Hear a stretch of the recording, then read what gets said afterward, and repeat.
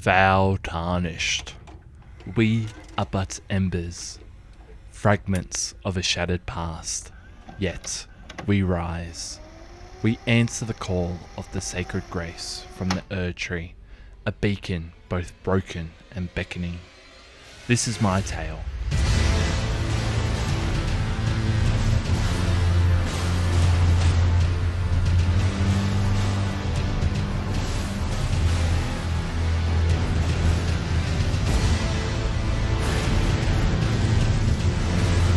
Not just of conquering the lands between and the land of shadow, but of experiencing it, of unearthing its secrets, embracing its challenges, and chasing the elusive dream of a platinum. All legendary stories has a place to begin, and for ours, it's in the character creation screen as we look to create our champion. But before we get ahead, I have to disclose that this is the second time I'm 100%ing Elden Ring, as I wrapped up my completion in February of last year on the PC, and I've been playing Soulsborne games since the original release of Dark Souls. With this in mind, I wanted a brutal challenge for this playthrough, which means no summons for any major bosses unless it was a requirement to progress NPC storylines. After an hour of refinement, we finally meet our hero, who is worthy of this grand challenge. Now as the heroic handsome Squidward, we picked the samurai class as I wanted to operate a dexterity build, and we are able to commence our journey. Beginning our game as a tarnished with no renown, we see our hand receive a fragment of sacred grace. This enables us to be transported to the lands between and seek to fulfill the prophecy of a tarnished becoming Elden Lord. We find ourselves located at the Chapel of Anticipation, and we are able to see the Erd Tree for the very first time. Wow! This of course means that we have to face our wonderful friend, the Grafted Scion.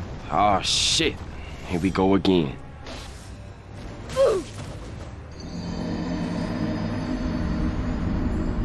We are found by Torrent and Melania, who is the secondary main character to the Tarnished. However, our formal introduction will come later. One of his kind is sure to seek the Elden Ring. Opening up a door, we find ourselves in one of the most iconic areas now in gaming, Limgrave. I don't know if I'm by myself on this one, but Limgrave theme is such a bop, I often find myself jamming out to it on the regular. But alas, I digress. We activate our first lost grace and speak to Vare. Oh yes, tarnished are we? Come to the lands between for the Elden Ring? Of course you have. No shame in it. Unfortunately for you, however, you are maidenless.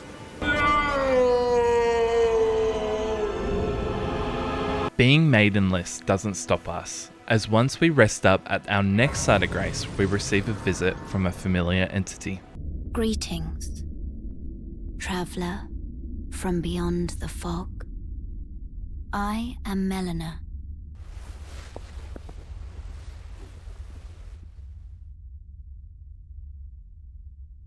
I offer you an accord.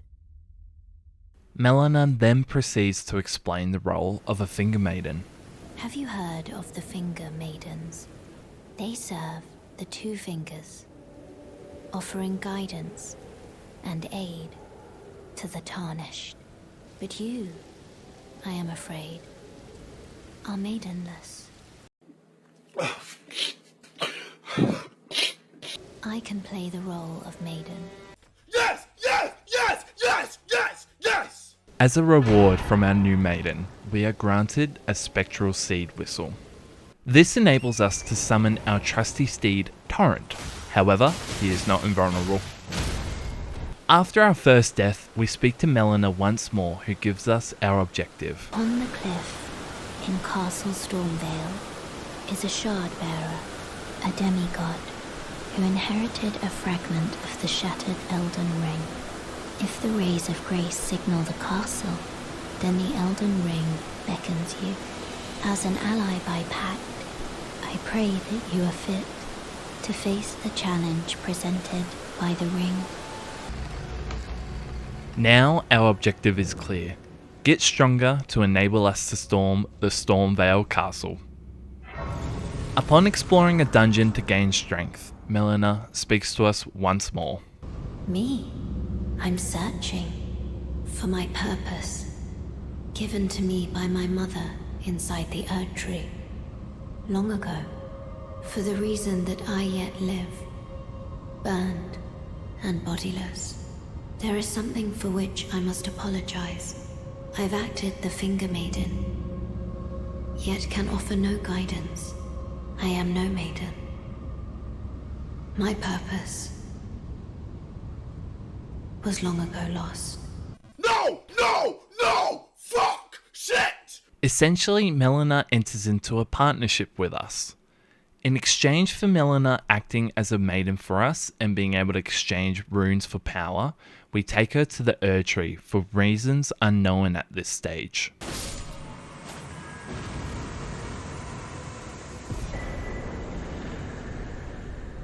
Prior to starting our training, I wanted to tell you the necessary history of the Lands Between.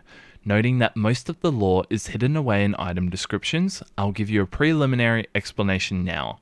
However, if you want to go straight into the action, skip to this timestamp.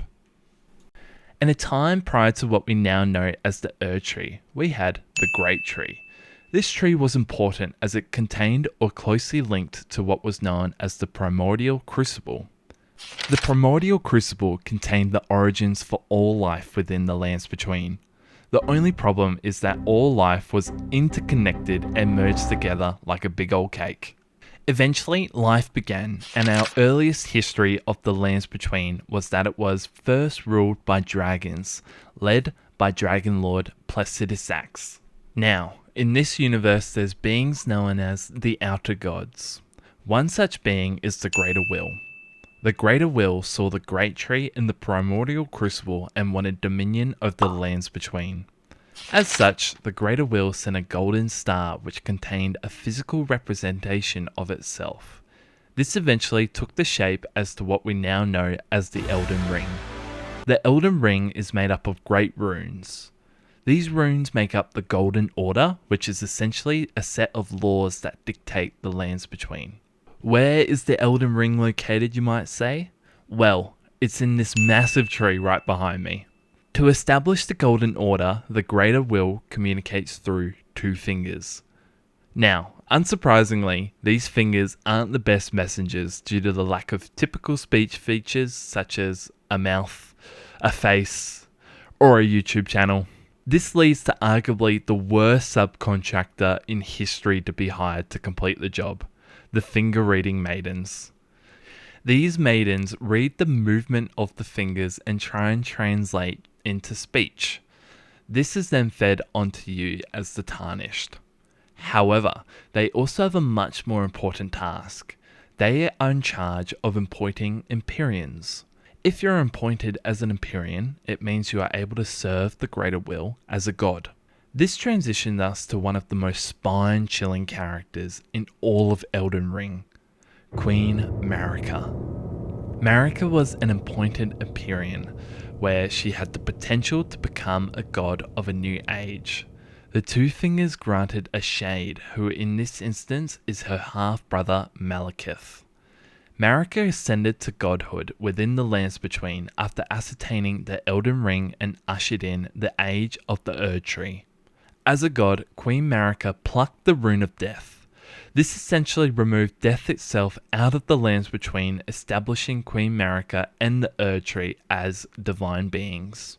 In order to become a god in Elden Ring, you require a vessel. This saw Queen Marika herself become a vessel for the Elden Ring. Additionally, you also require a consort to usher in the new god and serve as lord. This saw Godfrey become the first Elden Lord and the first marriage for Queen Marika. All wasn't smooth sailings under Queen Marika's rule, as on a night of wintry fog, a fragment of the Rune of Death was stolen. This led to her and Godfrey's firstborn, Godwyn the Golden, being assassinated.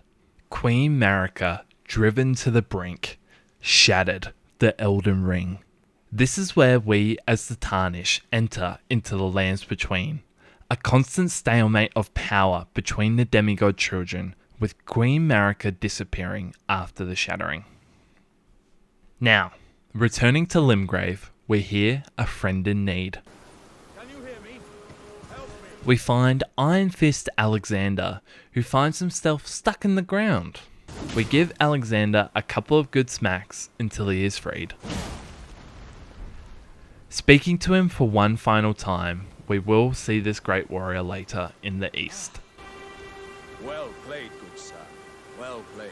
Navigating south in Limgrave, I make my way down to Castle Morn. When resting up, Melania speaks to us. Forgive me.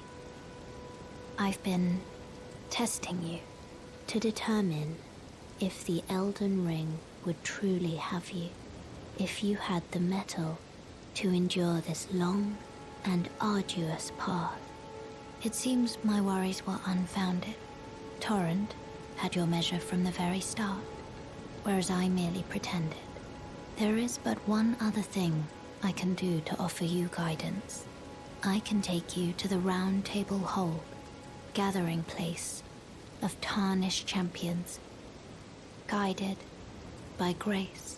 Upon transporting, we receive our first trophy, the Round Table Hold. The Round Table is a gathering place for all tarnished who are guided by grace. Most importantly, the Round Table Hold hosts characters such as Sir Gideon, the All-Knowing, Master Hugh, the Blacksmith of the Round Table, and Fia, the Deathbed Companion. All of these characters will have a large impact on our quest to become Elden Lord. Returning to Castle Morn, we find that the castle is hiding a secret island. We enter through the fog of war and immediately get killed. Seeking revenge, I bear a twin blade and turn into a fidget spinner to take down Leone Misbegotten.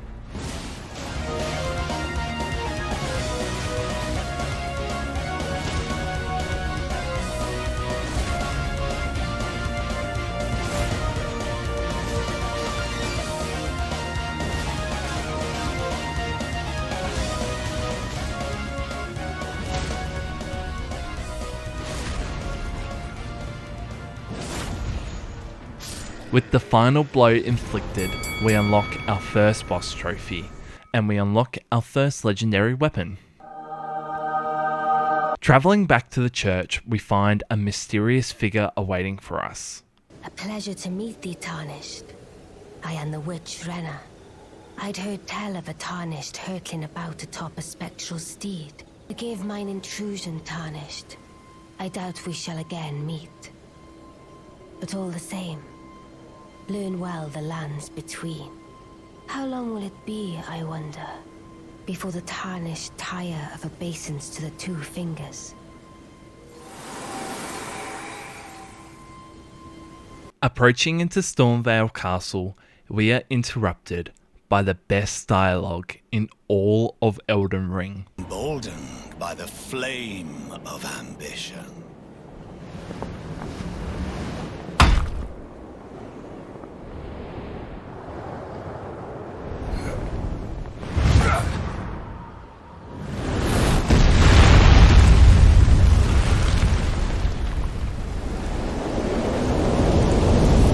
Margit acts as our first substantial roadblock on our path to become Elden Lord. It is no surprise that we fall to this great omen. However, we will not accept failure.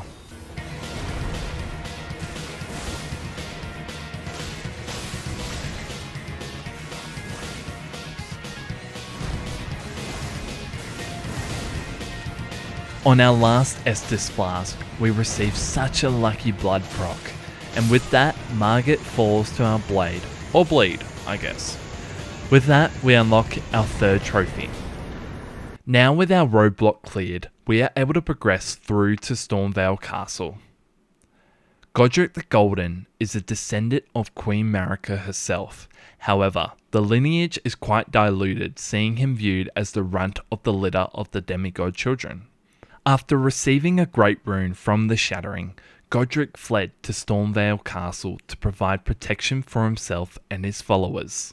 It is at this time Godric became obsessed with the act of grafting, which is seen as we explore Stormvale Castle, as we find limbs being on display as well as weird grafted spider crab creatures. Godric desires to make a name for himself and acquire power, believing he has worth to his ancestors.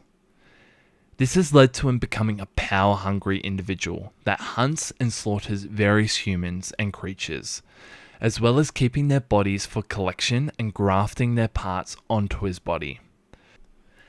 This sees his Godric the Golden name being stripped and replaced, now known as Godric the Grafted.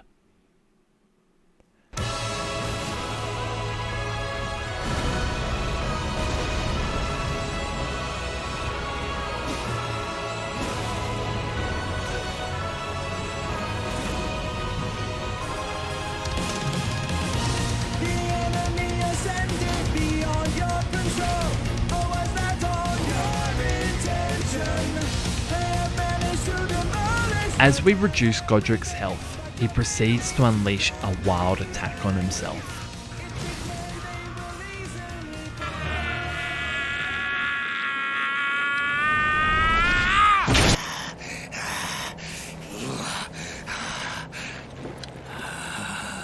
Truest of dragons, lend me thy strength.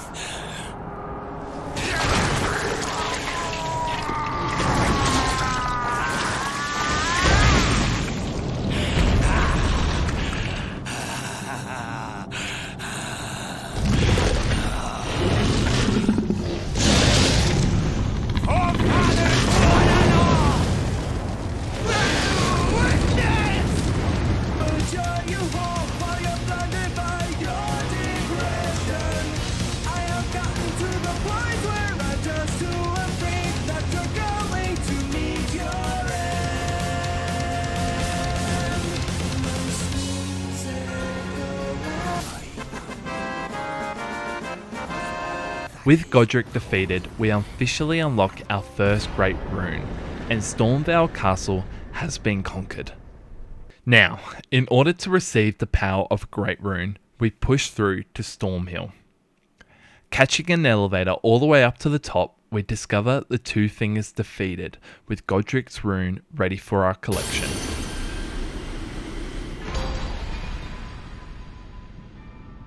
Now we push through past Limgrave as we tackle Leonia. Our first step is taking down a meatball, who wields the power of the sun. Once defeated, we receive our first legendary incantation. On to Caria Manor, we find Royal Knight Loretta waiting for us.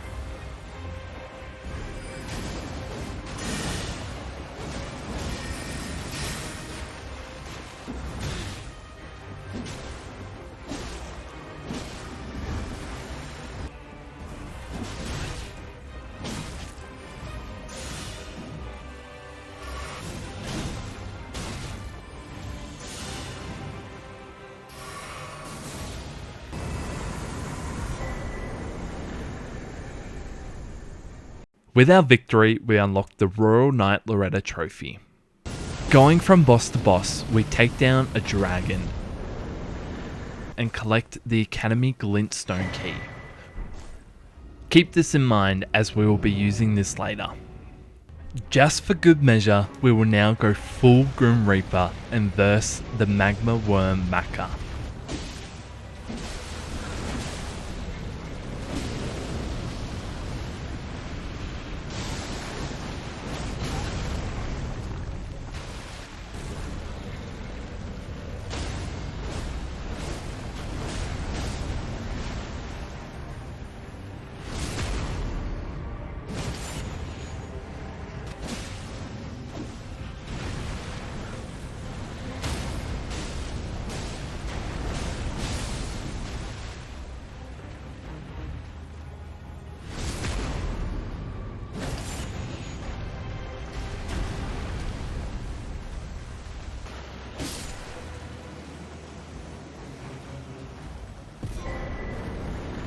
With our victory, we unlock another trophy. As such, we utilize the glintstone key from earlier, and we are able to enter the Academy of Raya Lucaria. Inside the Academy, we find the Red Wolf of Radagon, guarding the entrance for the Academy's Grand Library.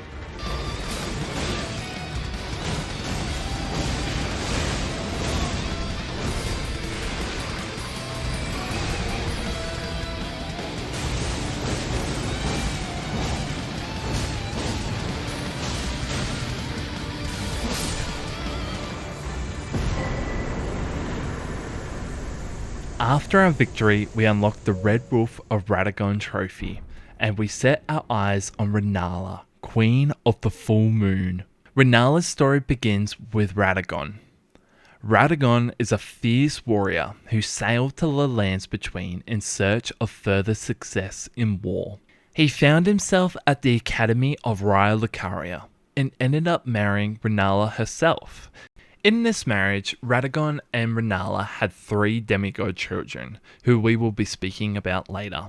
Because Queen Marika was addicted to power, we find out through Melania what happened to Godfrey. Very well. In Marika's own words, my lord, and thy warriors, I divest each of thee of thy grace. With thine eyes dimmed, ye will be driven from the lands between. Ye will wage war in a land afar, where ye will live and die. Well, perhaps that might serve you in lieu of a maiden's guidance. Essentially, we discover that the Tarnished are former warriors under Godfrey. However, we were outcasted to continue to wage war. As our grace was removed, there was no way to find our way back to the lands between, and is it only at the beginning of the game when we receive the grace from the Erd Tree and transport back to the lands between. Noting that Queen Marika was without a consort, at this stage she lured Radagon away from Renala, which is where we find ourselves at the Academy of Raya Lucaria. On Radagon's departure, he left his former wife, his wolf, and a great rune, which we will see later. After the trauma of losing her husband, Renala has been left broken. This is where us, as the Tarnished, approach into the debate parlour as we make our way into Renala's great library.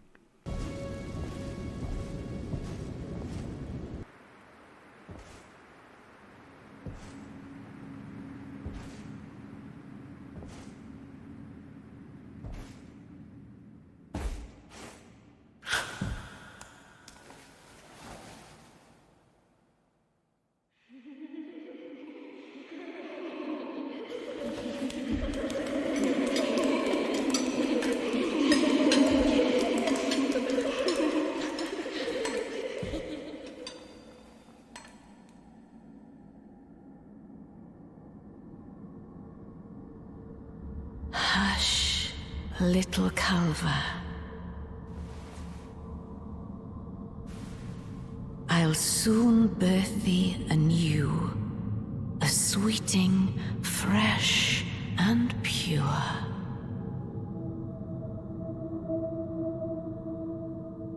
This first stage sees us turn into our inner Sith Lord. Master Skywalker, there are too many of them. What are we going to do?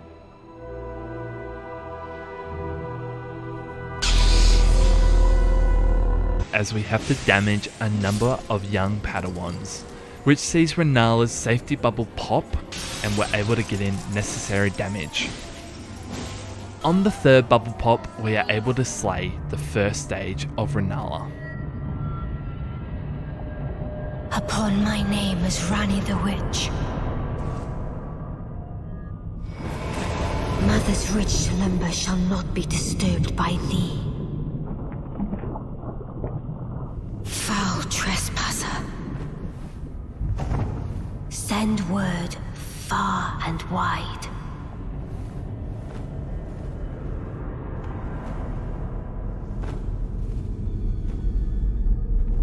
Of the last queen of Caria, Renala of the Full Moon.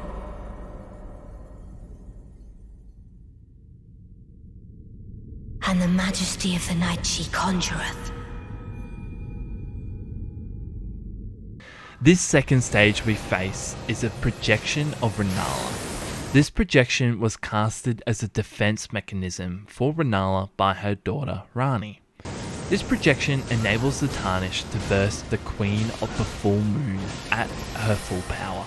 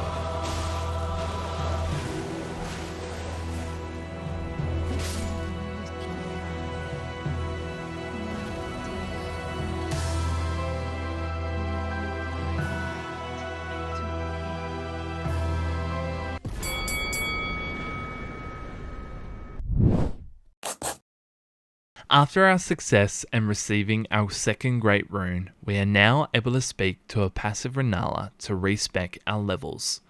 This will become crucial as we take on the DLC later. However, our next challenge will be one of the most mightiest in all of Elden Ring.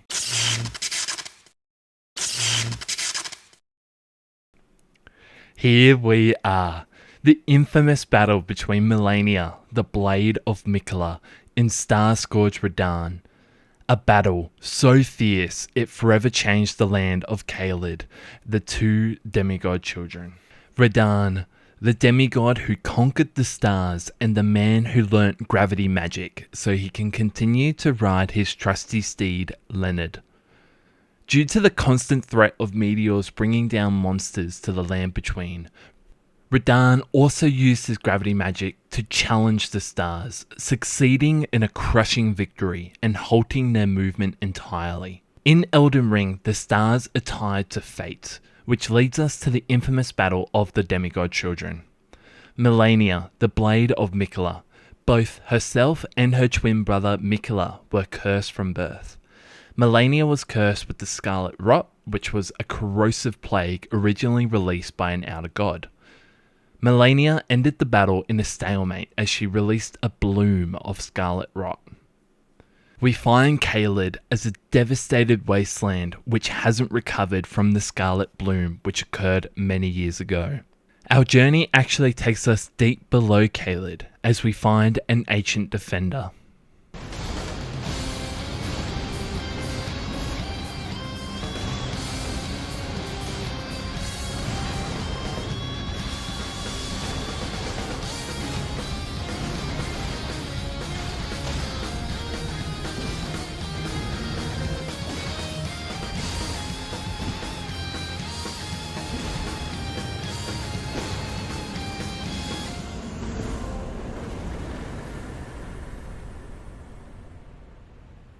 When arriving at the Church of Plague, we find Millicent. Who's there? Well, it matters not.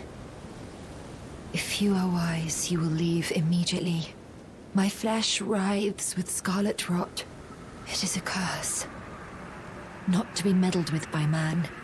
Millicent is the perfect mirror for Melania, so we can get some correlations to her own journey. We provide Millicent a gold needle, which was originally made by Miquella to help her sister ward away the rot. Reloading the area, we find firsthand the powerful effects of the needle. Everything is as you said. Since inserting the needle, the scarlet rot has ceased to writhe. Millicent starts to regain herself, and we speak to her later in the game. Entering into Redmane Castle, we are ready for the Festival of Radahn. Champions! Welcome! The stars have aligned. The festival is nigh. General Radahn, mightiest demigod of the Shattering, awaits you. Champions, prepare for battle. Defeat the General, claim glory, and grab that great rune. A celebration of war. Are you good and prepared, young chum? The festival begins. Before we begin, allow me to paint you the full picture. General Radahn is cursed ever to wander. Eaten from the inside by Melania's scarlet rot, his wits are long gone.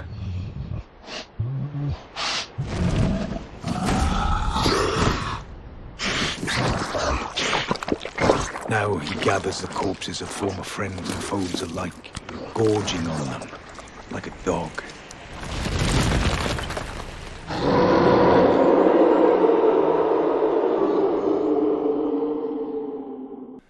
The Festival of Radahn is organised by Jaren, who served as a guest commander under General Radahn, and the two swore an oath of an honourable death to one another.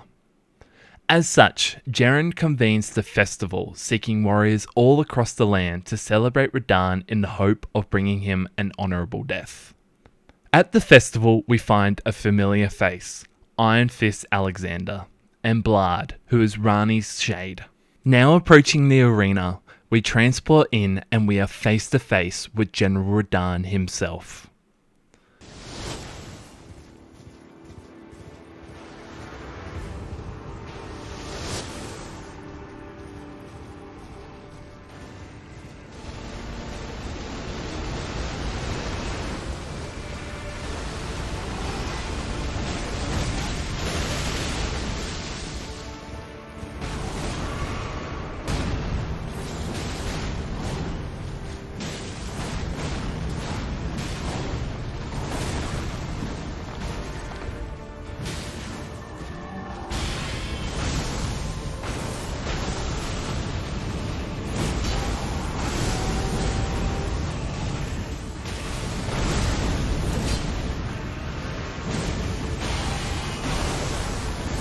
Once the General's health reduces to halfway, we see him soaring into the stars. The sun then immediately goes dark as we see a flying Radahn crashing into the earth.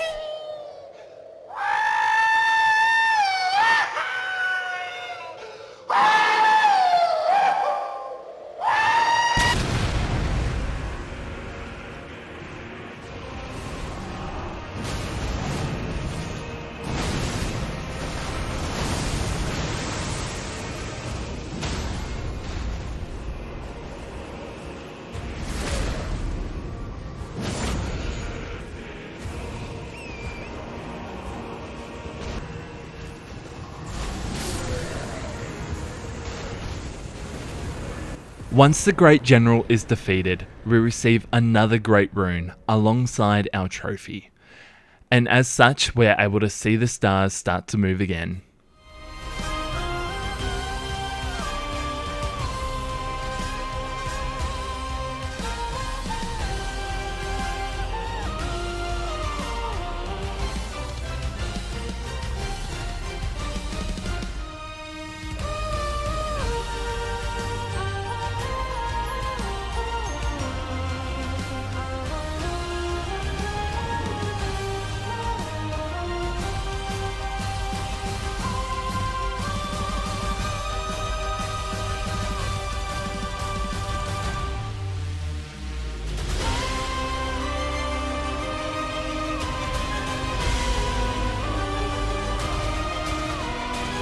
With the stars being released, the fate of the lands between start to turn once more. Yes, I am the witch Rani.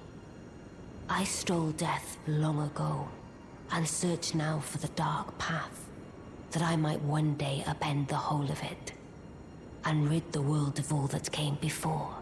Well, Has that roused thy interest? I see. A choice well made. Thou art a rare sword. Not many would have accepted the offer, but I require as much of those under my command. I anticipate good work from thee. Visiting Rani the Witch reveals that she was the one that stole part of the Rune of Death, and our first step in our service to the Witch is visiting the star that crashed into Limgrave. Returning to Limgrave, we are able to see the crater that the fallen star has left after the impact. In some typical From Software genius, we are able to explore into the crater, which reveals Nokron, the Eternal City. Inside the city holds a fierce enemy, and holds even a greater threat than General Dan himself, the Mimic Tier.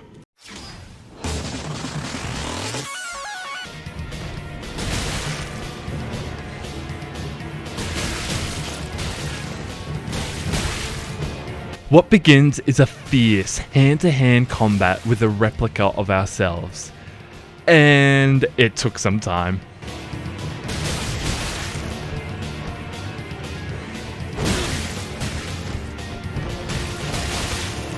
A few minutes later.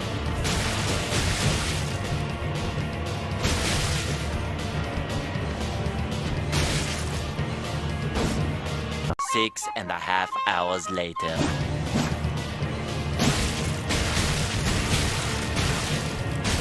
2,000 years later.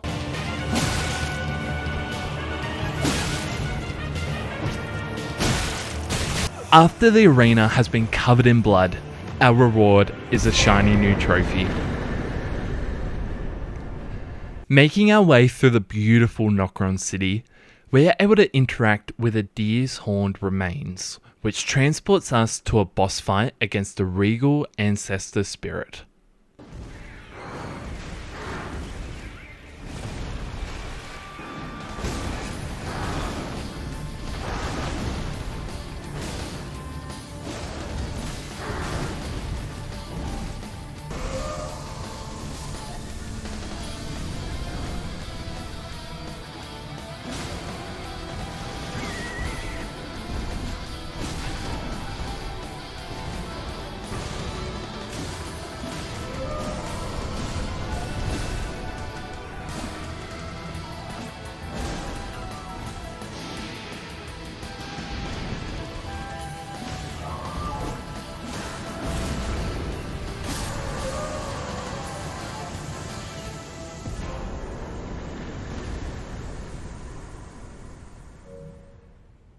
Now collecting the Fingerslayer blade, we return to Rani and hand over the blade.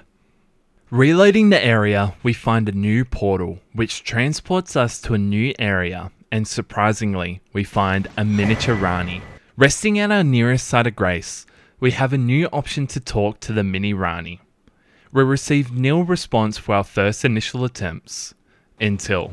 Oh, a dogged fellow, aren't we? Or is it merely thy habit to talk to dolls? Fine. Fine. I hadn't expected any soul to recognize me in this guise. But now the cat is out the bag. I cannot allow thee thy freedoms. Perform for me a service as recompense. Eliminate the baleful shadows which prowl these lands. The name of Rani the Witch is already sullied by thee. I will not brook disobedience in this matter. Pushing further into Ironsel, we sit down with Rani again. Which is when I received relive, in the form of a vassal tailored from Imperium. But I would not acquiesce to the two fingers. I stole the rune of death, slew mine own Imperium flesh, casting it away. I would not be controlled by that thing. The two fingers and I have been cursing each other ever since, and the baleful shadows are their assassins. Even when I turned my back upon the two fingers, Blythe remained my loyal ally. Though he was created a vassal for Imperium, He was a colossal failure on the part of the Two Fingers.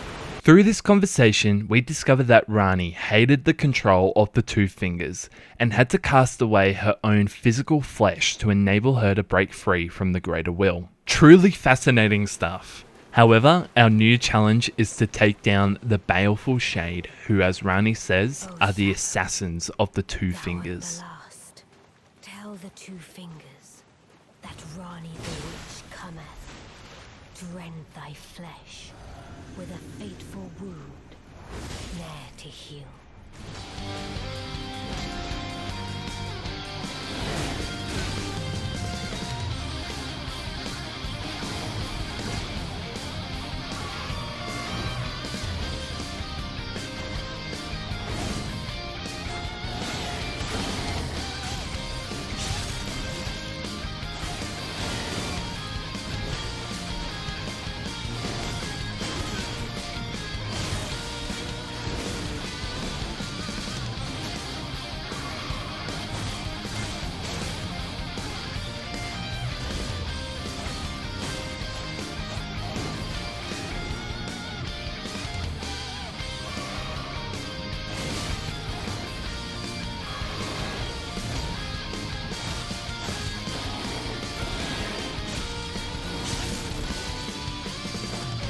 Beautifully fought.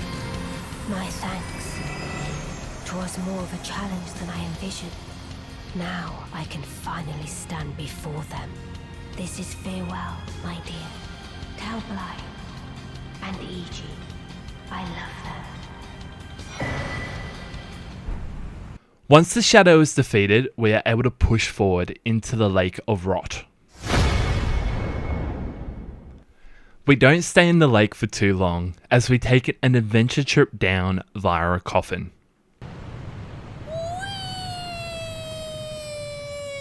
After our trip, we find ourselves face to face with what Radahn feared from the stars.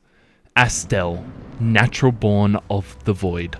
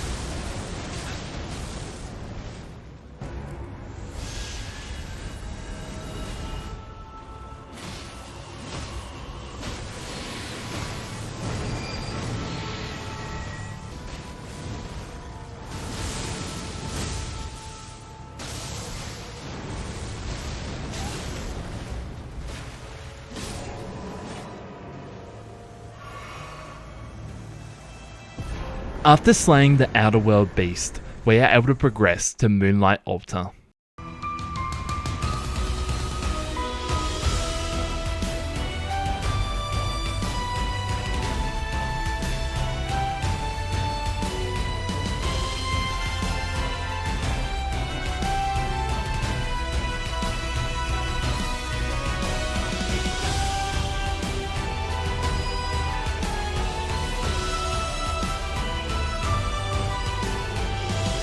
What we discover is Rani's physical form and the two fingers which were killed, representing that the Golden Order has no control over her. This then leads to us marrying Rani and becoming her consort to usher in the Age of Stars.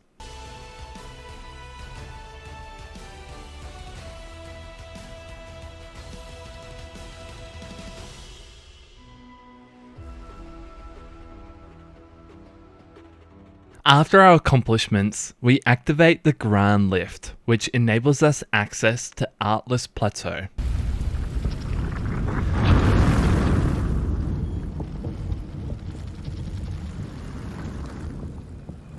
Straight off the bat, we summon Godfrey to defeat.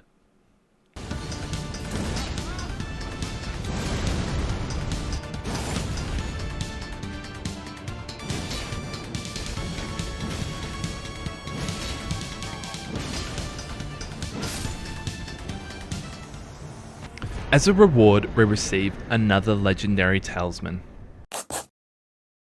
We then interact with Raya as we take her hand and we are transported to the Volcano Manor. The Volcano Manor is a fascinating place as it hosts Rykard, this man here. Praetor Rykard gained a following from his disinterest in the rigid fundamentalism of the Golden Order. Rykard and his forces would eventually settle in Mount Gelmir to harness the power of magma, and would build the castle known as Volcano Manor. Rykard would then play an instrumental role in aiding his sister with the assassination of Godwyn. Thus, his blasphemous actions against the Order were at its peak. Unlike his sister, Rykard had no interest in ushering in a new age. Instead, he had an obsession with power. This obsession would lead to his demise as he discovered an ancient deity who slumbered beneath the volcano, a god-devouring serpent. Rykard's desire for immortality led to him feeding himself to the god-devouring serpent, enabling them to become one and the same. After being eaten, Praetor Rykard forces disbanded due to the unthinkable act. However, Tanith adored Rykard, regardless of the state he was in. As such, she served as his consort and would regularly feed Rykard the strongest and most powerful warriors available, all to increase Rykard's power. On our way to Rykard, we would find the Godskin Noble.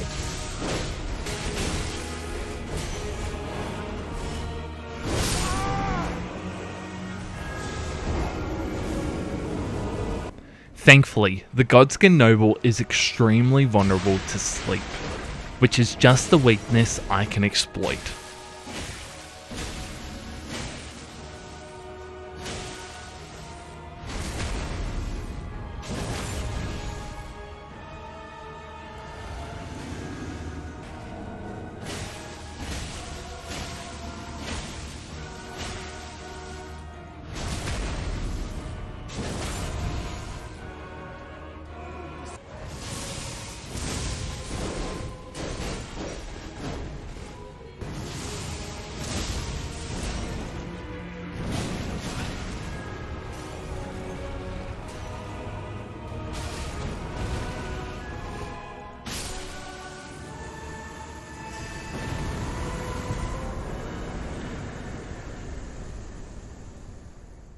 When we approach Rykard, we find a Serpent Hunter weapon, which was forged by the loyal followers of Rykard to try and slay their former master.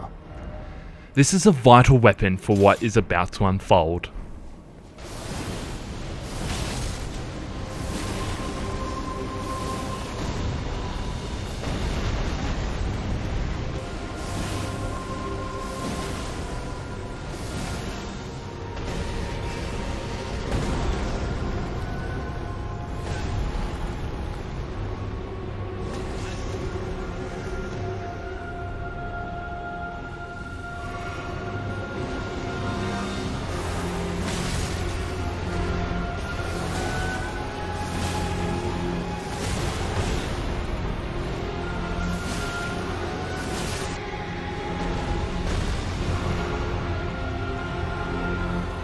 Just when I thought it was over.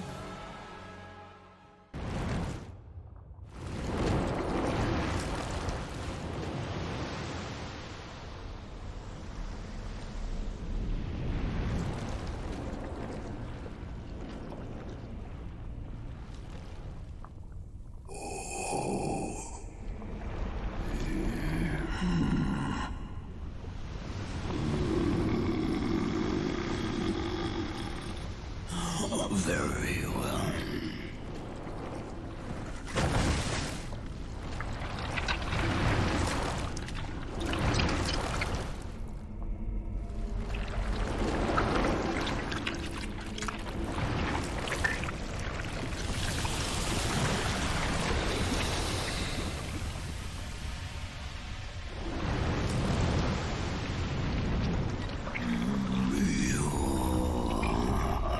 join myself and King as family. Together we will devour the very gods.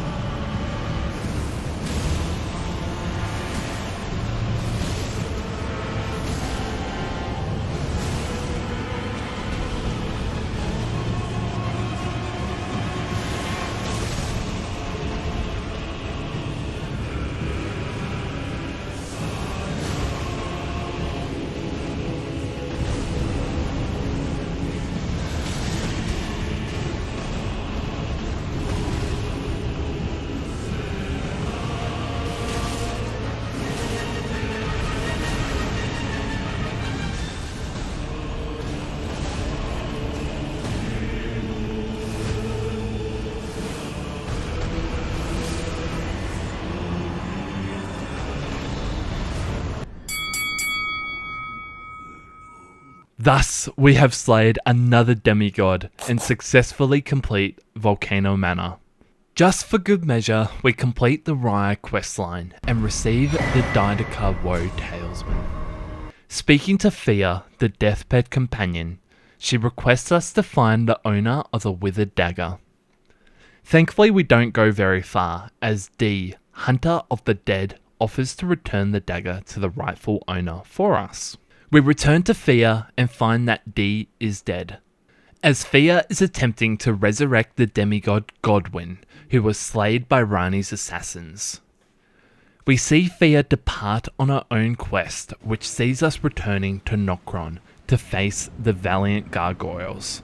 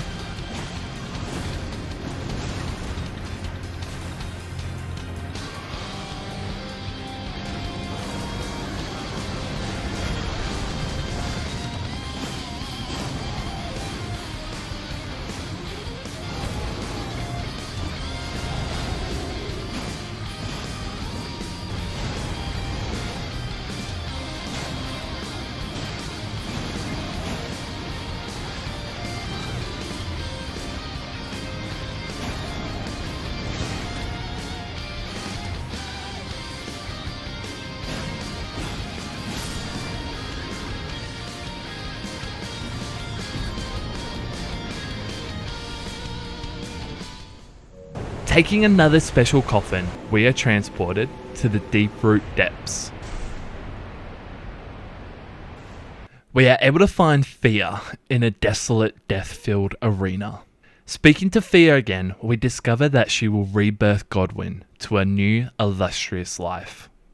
Returning to Fear, we are transported to a deathbed dream, where we are put face to face with the horrific rebirth of Godwyn, the Lich Dragon Fortisax.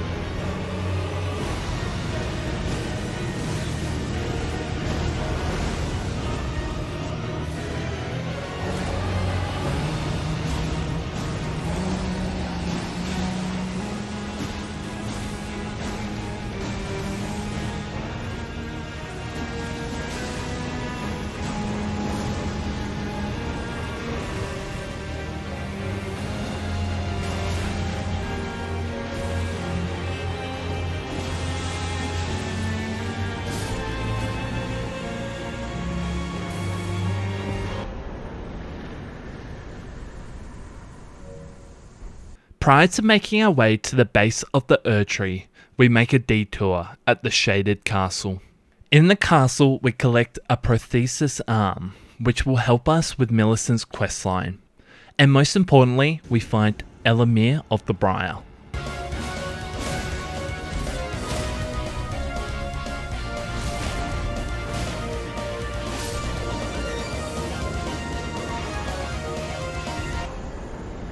Once taken down, we receive another legendary ornament, and see our first sighting of the pain awaiting us later. Speaking now to Millicent, we give the prosthesis that we collected earlier. Are you giving me this arm? Thank you. I am in your debt yet again, I think. If the arm serves well enough, it might be possible for me to wield a sword again. Now we are able to enter one of the coolest areas in Elden Ring, Lindell, the royal capital. By going up a deceased dragon, we are able to get to the Erd Tree Sanctuary, which houses the golden shade of Godfrey the First Elden Lord.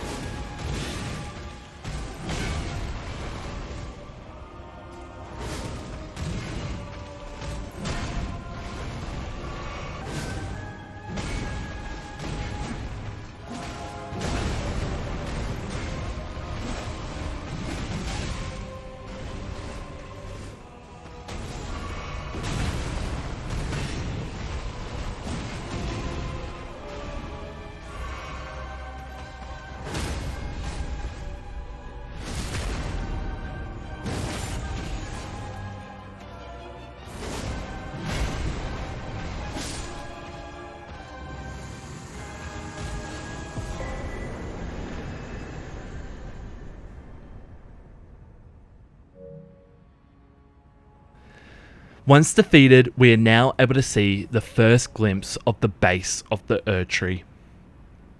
Making our way to the top, we truly see how gigantic and mystical the Erd Tree really is. However, entering the fog of war, we hear a familiar voice. Graceless, tarnished.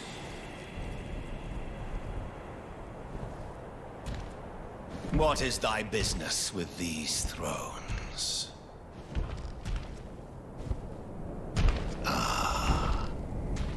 Godric the Golden. The twin prodigies, Mikola and Melania.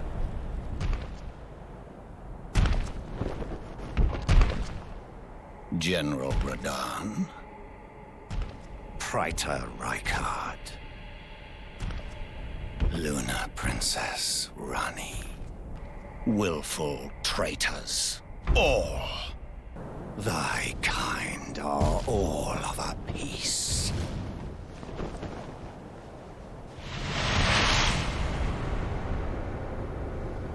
Pillagers, emboldened by the flame of ambition.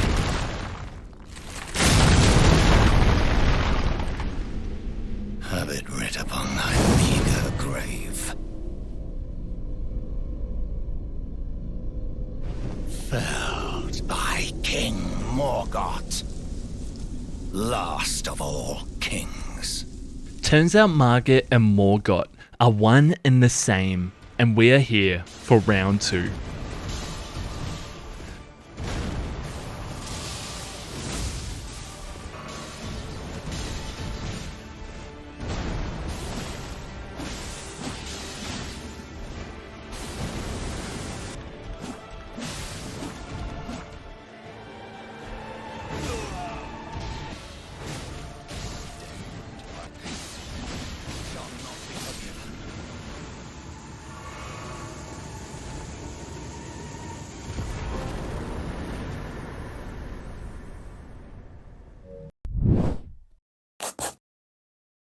With the epic battle completed, we are now able to speak to Morgoth in his defeated form. Tarnished. Not but a fool. The Erd Tree wards off all who deign approach. We are all forsaken. Unfortunately, Morgoth is right. Currently, there is no way for us to enter into the Erdtree. Resting at a site of grace, Melania visits us to give us new instructions. The only way to stand before the Elden Ring and become the Elden Lord is to pass the thorns. My purpose serves to aid in that very act. So I'd like you to undertake a new journey with me to the Flame of Ruin, far above the clouds, upon the snowy mountain tops of the giants. Then I can set the Erd Tree aflame and guide you down the path to becoming Elden Lord.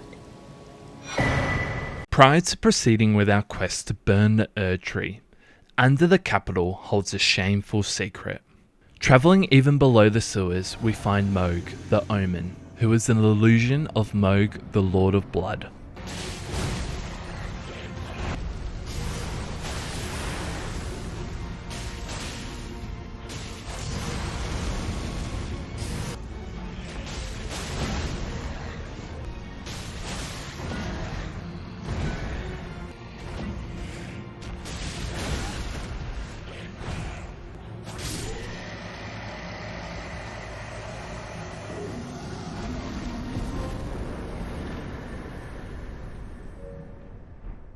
Now approaching the grand lift of Rold, we are required to pack a jacket as it is about to get cold. Welcome to the mountaintop of the giants.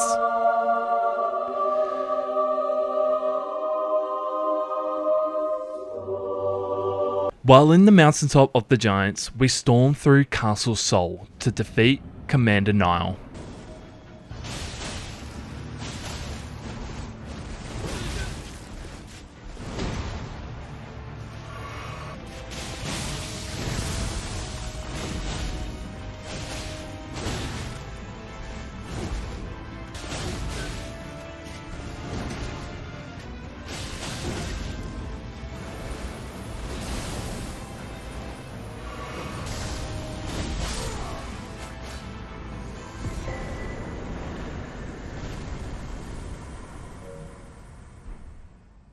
The importance of defeating the commander is that we are able to collect the second half of the secret medallion. As such, this will be very important shortly. At this point in the game, I also return to Cathedral of Dragon Communion and purchase Grail's Roar. This is the final legendary sorcery and incantation required to unlock the trophy. As foreshadowed earlier, we return to the Grand Lift one final time and use the secret medallion. This transports us to the consecrated snowfield. I don't stay long, however, as I'm able to transport to Miquella's Halig Tree. Now I love the lore behind this area. Essentially, Miquella started watering a sapling with his own blood and embedded himself within the Halig Tree itself, in the attempt to cleanse the curse of not being able to age and to purge the rot from his twin Melania. Prior to entering the Erd Tree, I travelled back to the round table to speak to Master Hugh. I feel like it's important as any sort of dexterity build that you have to level up the Rivers of Blood katana to its maximum +10, which unlocks the Godslaying Armament trophy. Returning to the Erd Tree, we discover that the entrance is defended by a familiar foe.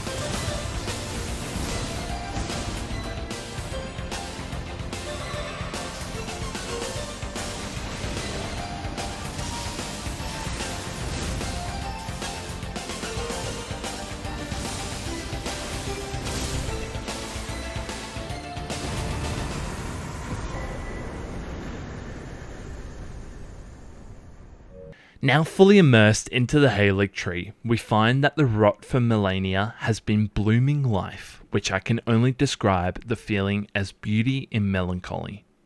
Finding a summoning text, we are transported to assist our friend Millicent to defeat her 4 sisters.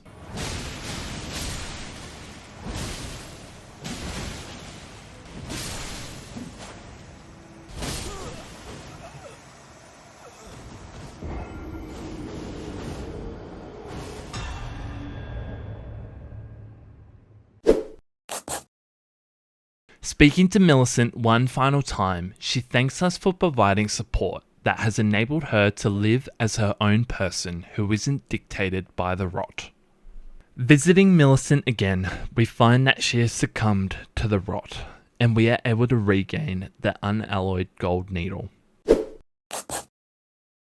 So, what do you do after you receive your dose of From Software questline depression?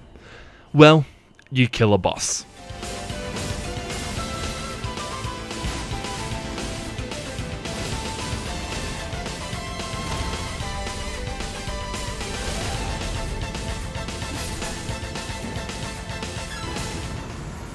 After slaying the Black Knife ringleader, we receive our final legendary Ashen Remain, which unlocks the corresponding trophy. Now, Miquella's Erd Tree may be fascinating. The visuals are impossible to compare when arriving to Mogwin's palace. Wasting no time, I approach the Lord of Blood's arena immediately. Dearest Miquella,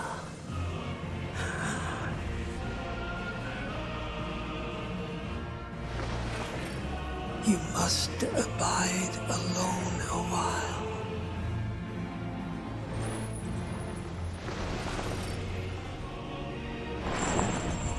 Welcome, honored guest, to the birthplace of our dynasty.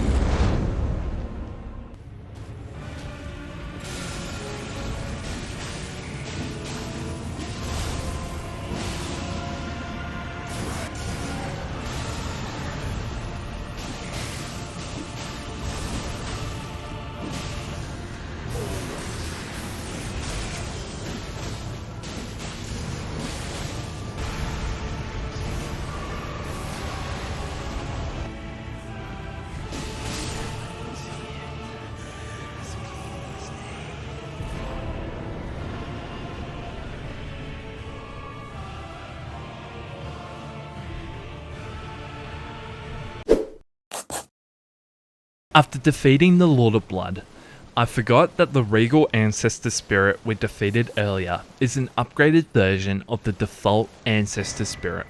Whoops. As such, we quickly defeat the Ancestor Spirit.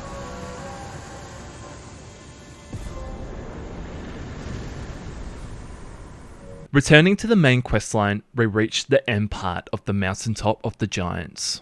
Full disclaimer, I do summon the legendary Alexander to continue his questline.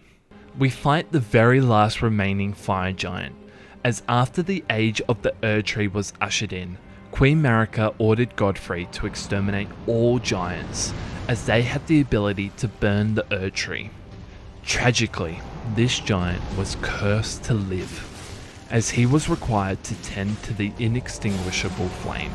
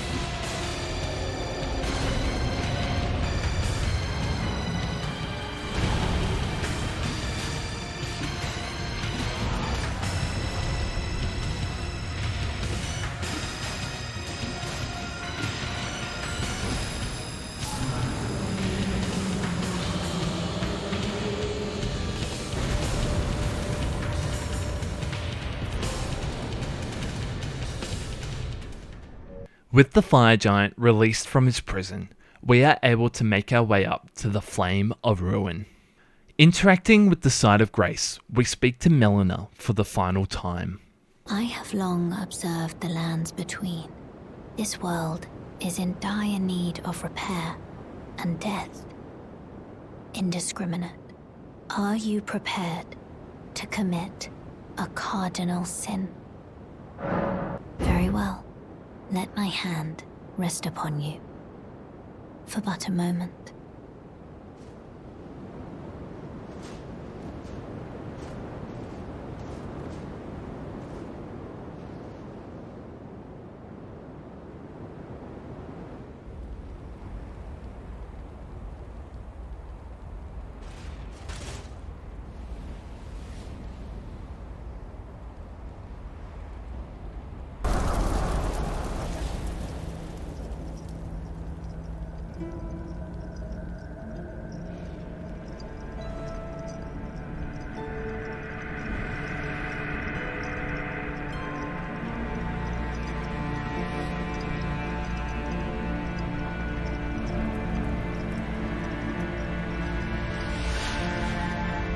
O Erd Tree, you shall burn.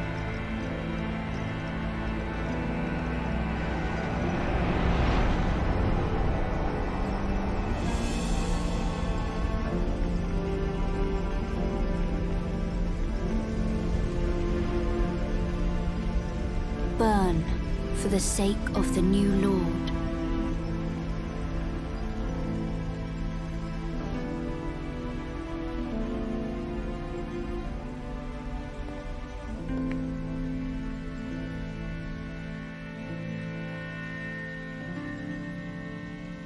Thank you for guiding me here.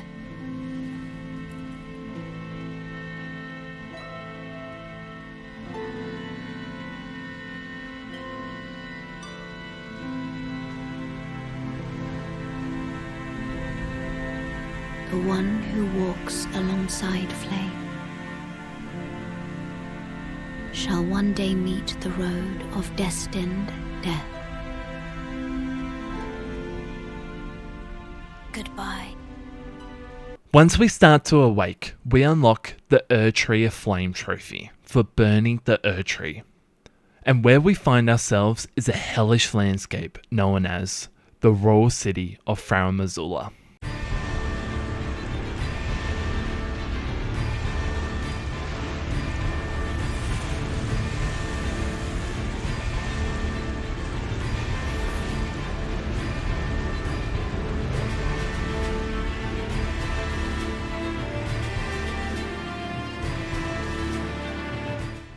Now, we prepare for an enemy which is compared to the fierce Orenstein and Smo. Entering into the arena, we face the Godskin duo.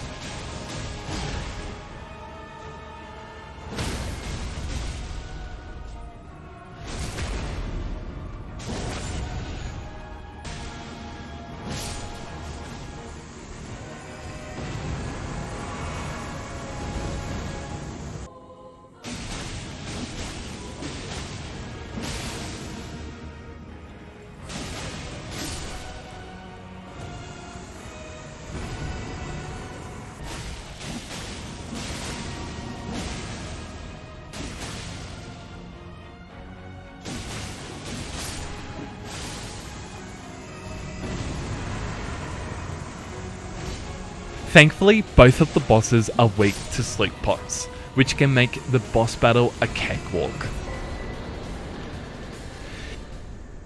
Now, for the saddest moment in all of Elden Ring, the fight with Warrior Jar Alexander. His side quest concludes as he wishes to fight the strongest of beings, and due to the respect he has for the Tarnished, he knows that in the land of dragons, we are the strongest. It is a heroic fight, one that is to be commended, and for our efforts, we gain the Shard of Alexander Talisman. With tears still fresh in my eyes, we are soon invaded by the recusant Banal. This is actually the final stage in his questline, and our rewards for vanquishing the invader is the Blasphemous Claw. This will be crucial for what lies ahead. And we also receive the final legendary ornament, which unlocks the relevant trophy. For those who have been paying close attention, you may remember that I mentioned Dragon Lord Placidisax, who ruled the lands between prior to the Greater Will's arrival and the age of the Erd Tree. Well, when the outer god that the dragons reported to fled the lands between, the Dragon Lord resolved to await its return, withdrawing to his seat at the heart of the storm beyond time. This is where we are able to transport ourselves to the coolest location in all of Elden Ring, the arena for Dragon Lord Placidisax.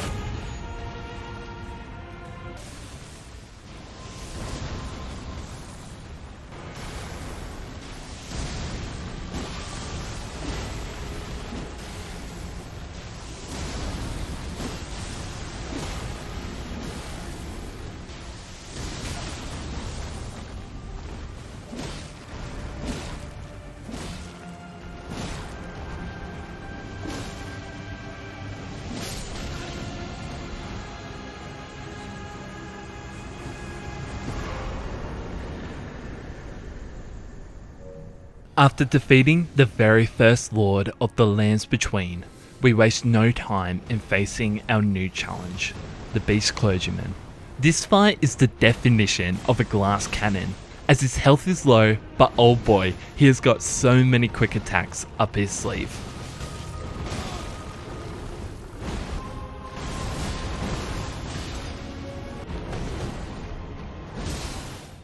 Once we get his health down to halfway, it is revealed that the clergyman's name is just a disguise for Queen Marika's shade, Malekith.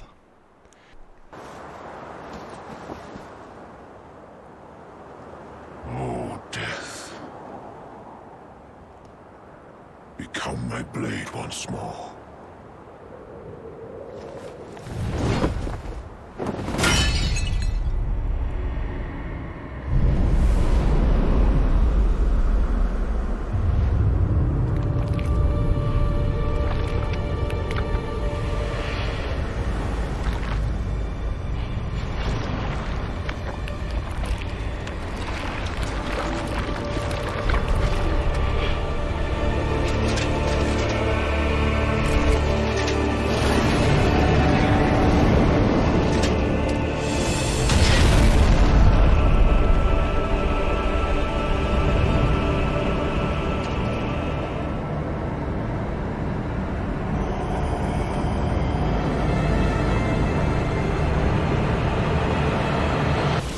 Malekith, armed with the Black Blade of Death, is a pure nightmare to deal with. However, equipping the Blasphemous Claw, we're able to actually parry Malekith's attacks at the perfect time.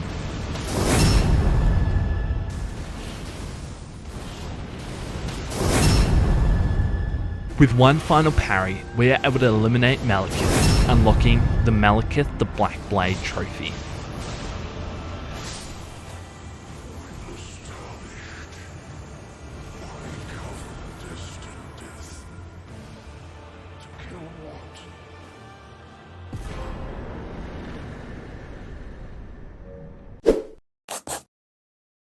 With Malekith defeated, we see the Rune of Death in front of us.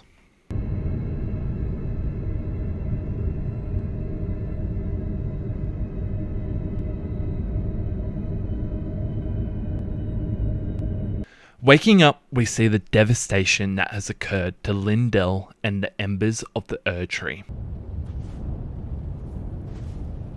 Alas, we quickly grab the last legendary item, unlocking the legendary talisman trophy. With the Erd Tree now accessible, we find Gideon blocking our path. I knew you'd come to stand before the Elden Ring, to become Elden Lord. What a sad state of affairs. I commend your spirit, but alas, none shall take the throne. Queen Marika has high hopes for us, that we continue to struggle unto eternity.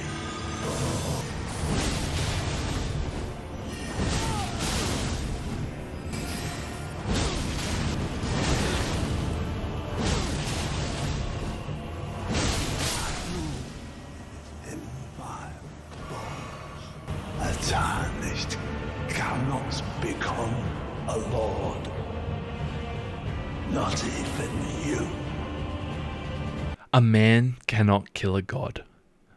This is one of the hardest final words I've ever heard in a video game. After all this time, we are finally reunited with our previous Commander-in-Chief, Godfrey. As we have amassed our overwhelming strength, Godfrey's grace has returned, which is pointing straight to us. One of the coolest, subtlest details I've seen. Tarnished warrior, spurned by the grace of gold. Be assured, the Elden Ring resteth close at hand.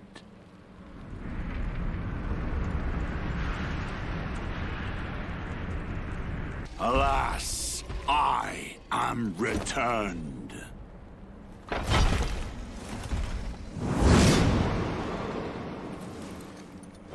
To be granted audience once more.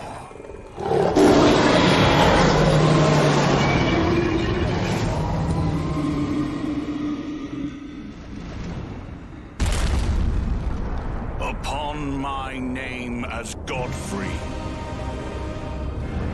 the first Elden Lord.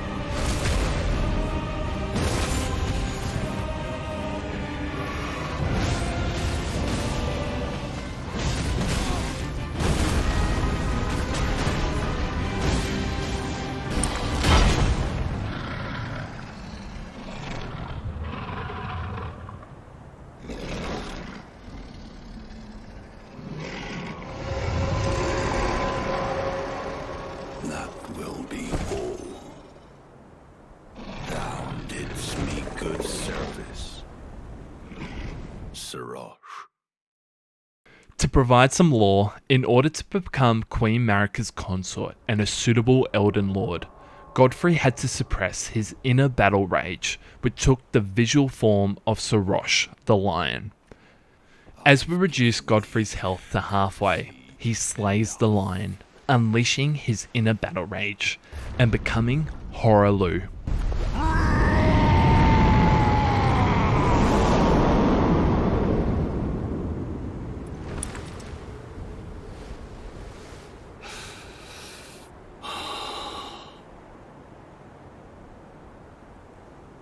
Now I fight as Horaloo. Warrior!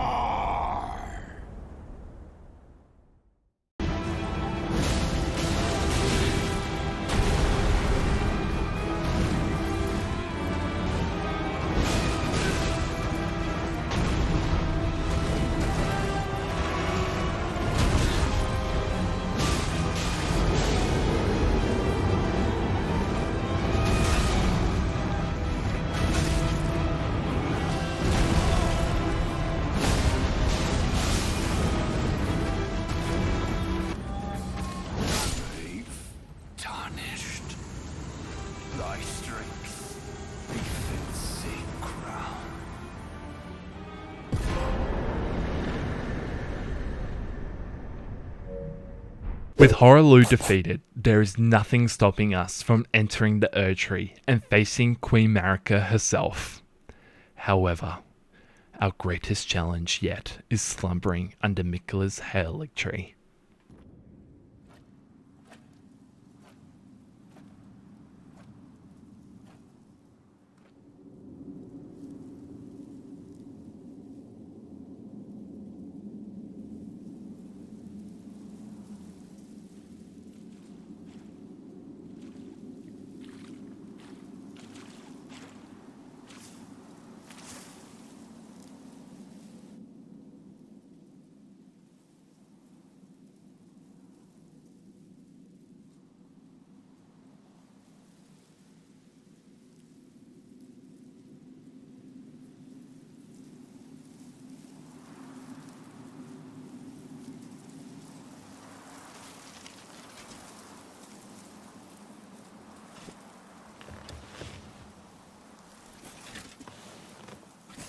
I dreamt for so long.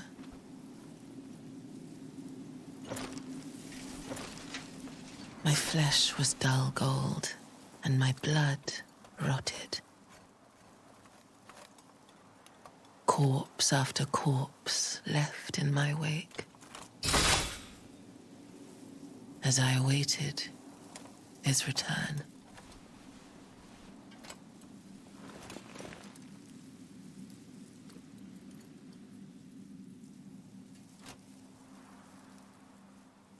Heed my words. I am Melania, Blade of Miquella.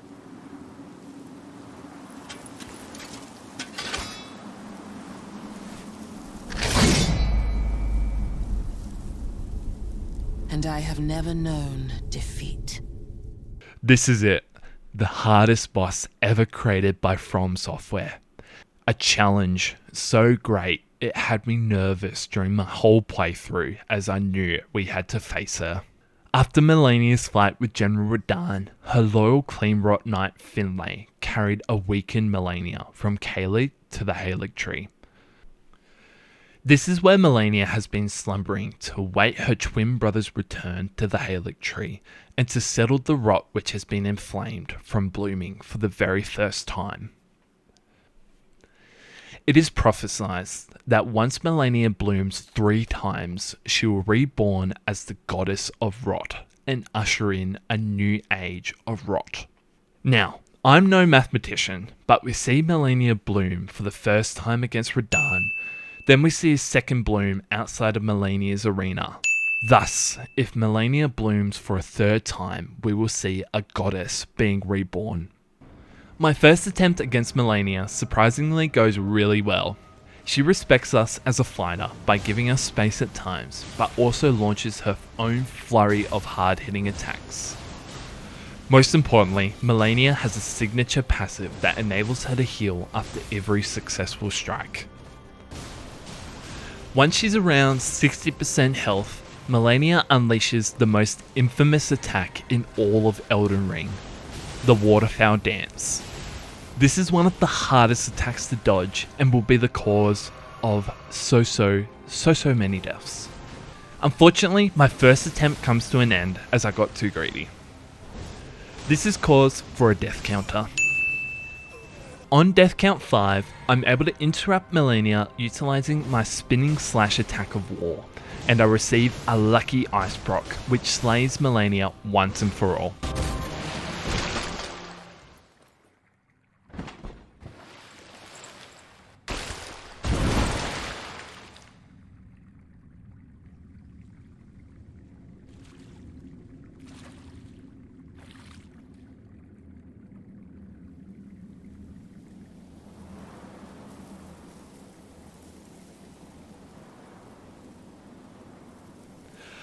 I am buzzing. We have taken down Melania once and for all, and we see a pretty cool shape of Mikola.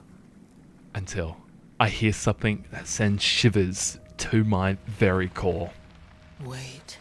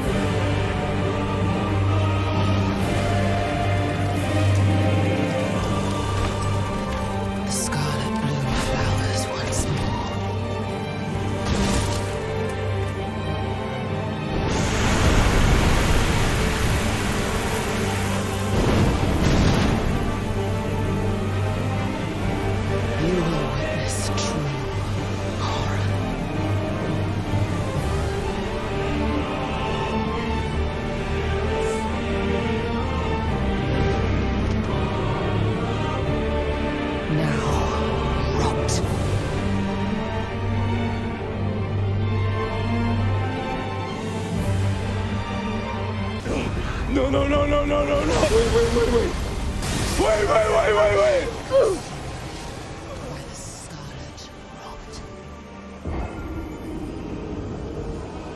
With this second stage, I wouldn't have much more success in the immediate future, as I got used to dying.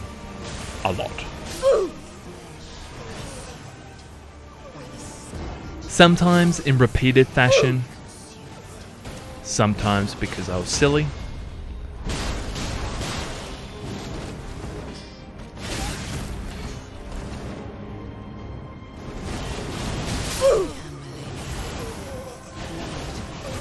but every single time I died, it was because I wasn't good enough.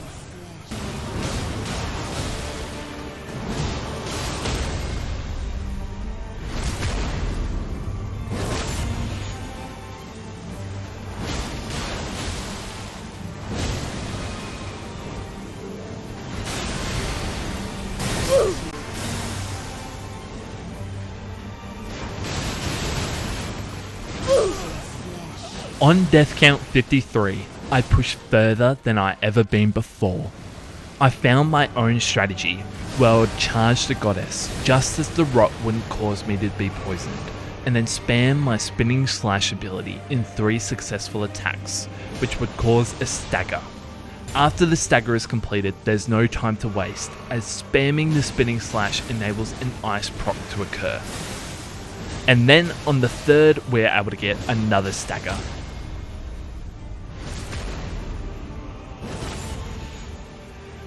I complete one full splinting slash again and think this is it, until Melania soars into the air and blooms, which kills me instantly.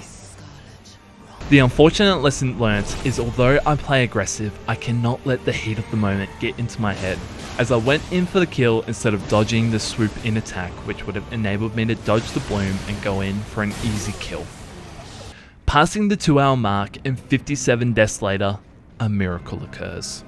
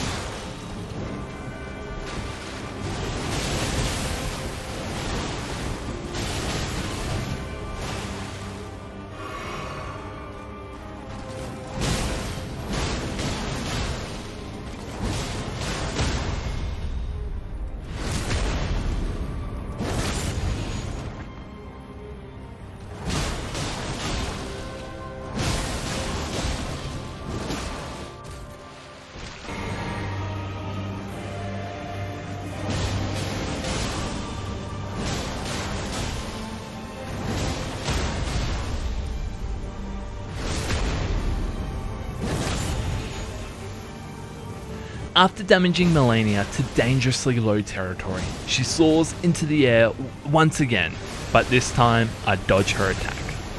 I am afflicted with scarlet rot, but this is no concern of mine as I have won this battle. This feeling of triumph is truly hard to describe.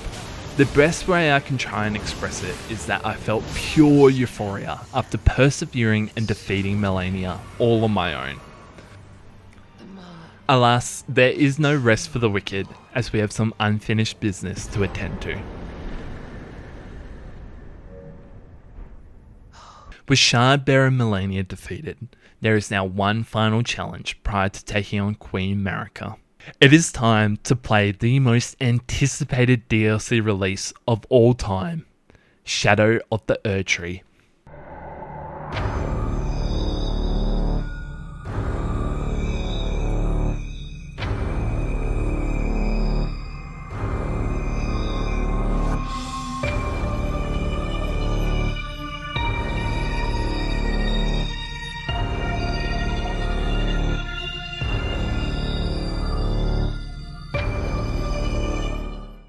Our adventure begins by returning to Moog's arena, as we now have a new adventurer waiting for us.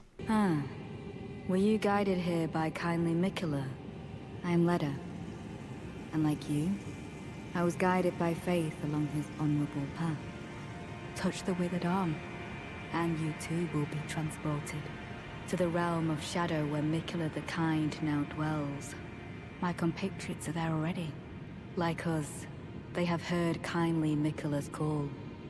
If you can find them, they are certain to lend you aid. Come now, touch the withered arm and travel to the realm of shadow.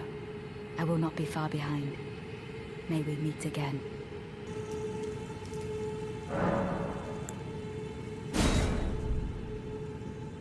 And here we are, the Land of Shadows.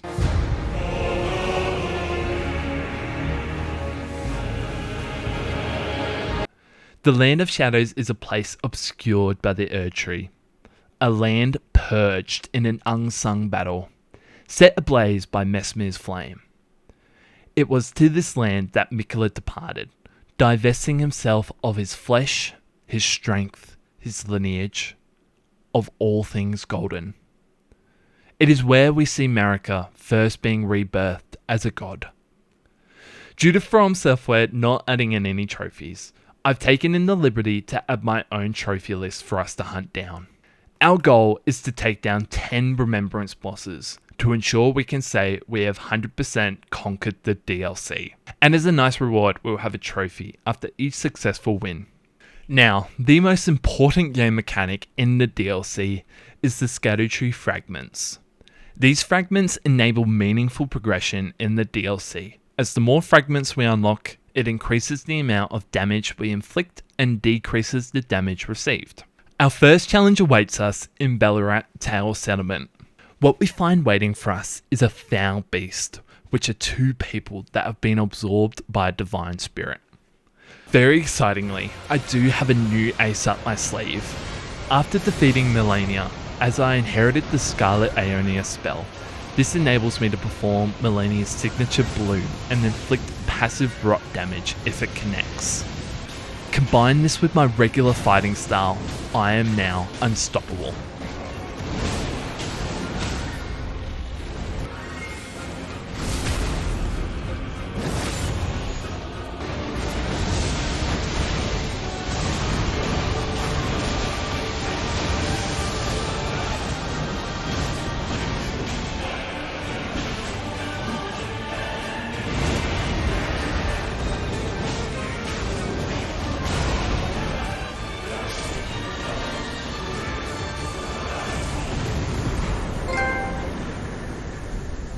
Our next battle takes place at the end of Castle Enos.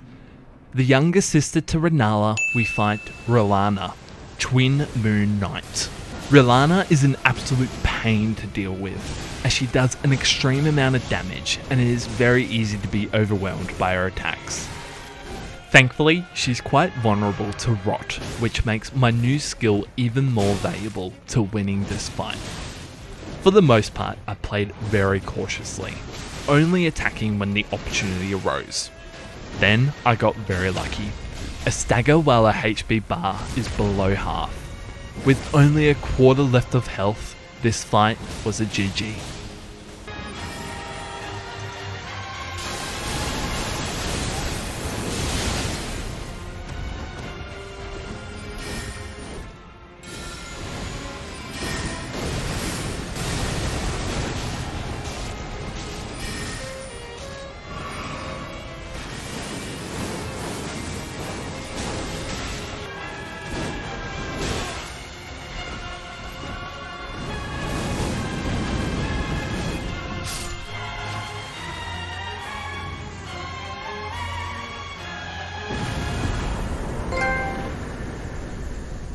With this victory, we are now one step closer to facing Mesmir himself. However, what we face next will be the most horrifying in the entire game. Navigating through the abyssal woods, we find strange creatures that are attracted by sound. And trust me, you do not want to be caught.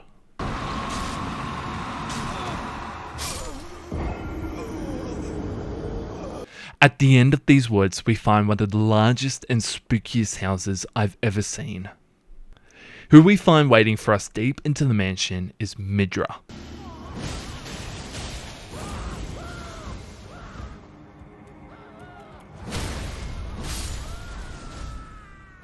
The frenzied flame is a force that manifests in the eyes of those stricken by maddening grief and suffering. It is feared by many for its uncanny ability to destroy individuality capable of melting away even eternal spirits. Those deeply stricken by its folly develop an insatiable need to spread its influence further, willingly seeking to infect others with it. This is where our friend Midra enters the chat. Midra attempted to become a lord of the frenzied flame, but was too weak and failed. He lingered on in his manse in perpetual suffering by the thorns of the great sword of damnation. This is, of course, until we arrive.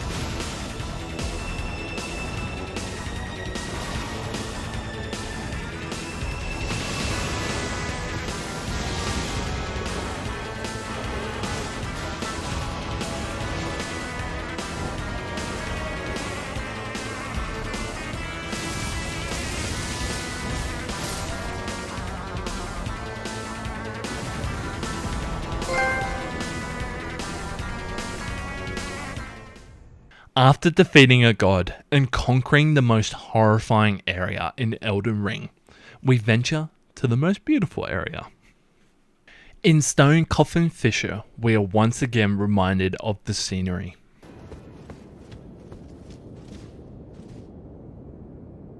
Once we reach the end of the depths, we have no other option but to jump.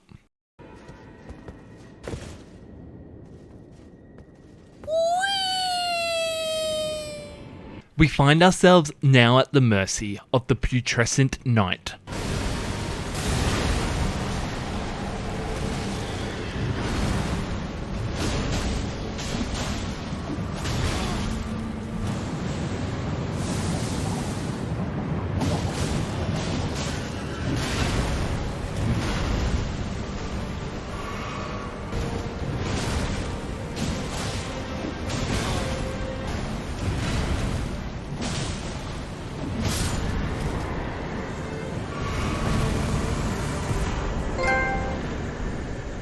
We find that the knight was guarding the entrance to a strange character known as Saint Trina. When interacting with Saint Trina, our only option is to imbibe nectar. When playing through the DLC, you discover that Saint Trina is a cast-off other half of Miquella. Essentially, Saint Trina is the love that Miquella had, which he had discarded along with everything else when he entered the Land of Shadow. Saint Trina has the power to grant sleep. However, when it comes to us, it will grant eternal sleep. On our 5th time speaking to Saint Trina, we hear something special. Miquella, stop. Don't turn the poor thing into a god. To elaborate on this dialogue, we find that despite being left behind, Trina's love for Miquella was boundless. For this reason, she wished for Miquella to be killed, for she knew that godhood would be his prison. Now back on the path to take down Mesmer, we face the commander of Mesmer's soldiers during the purge of the Land of Shadow on Queen Marika the Eternal's orders. His name? Commander Gaius.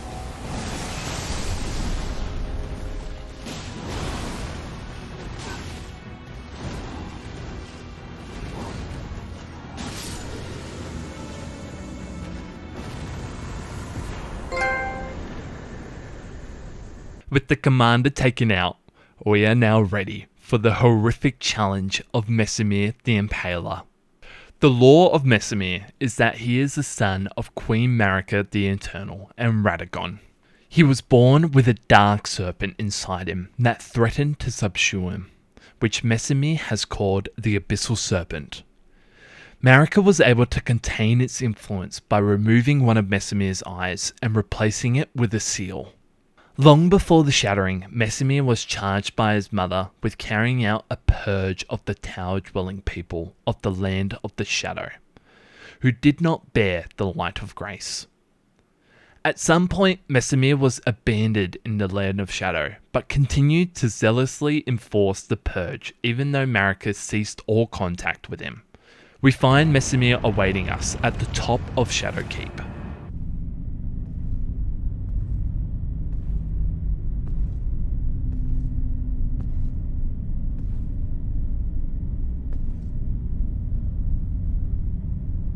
Mongrel intruder.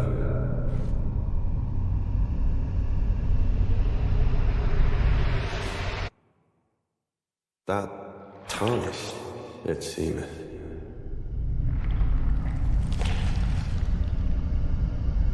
Mother, wouldst thou truly lordship sanction in one so bereft of light?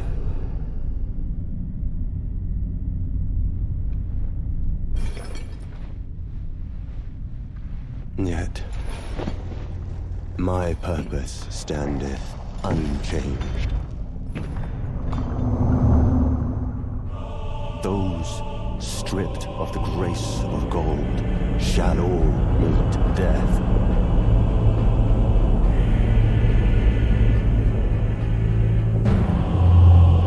In the embrace of Mesmer's flame.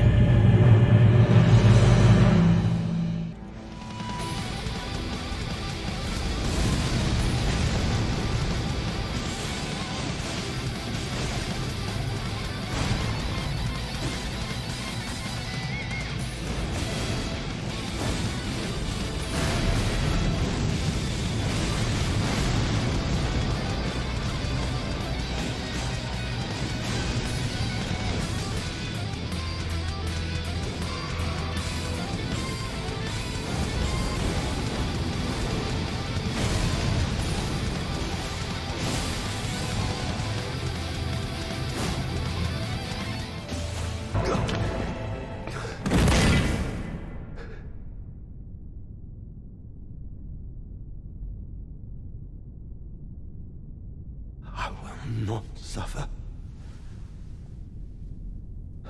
Our Lord, devoid of light.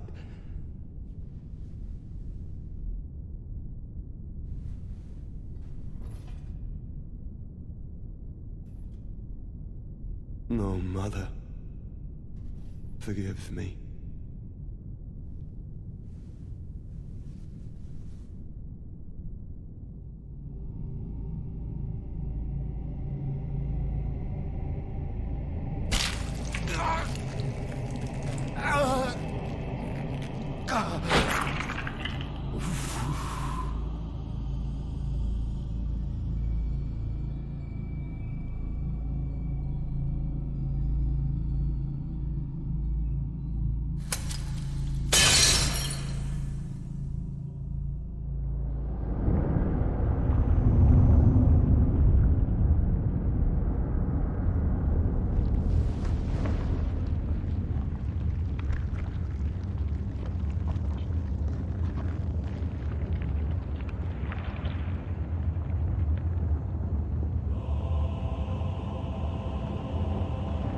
soon, tarnished.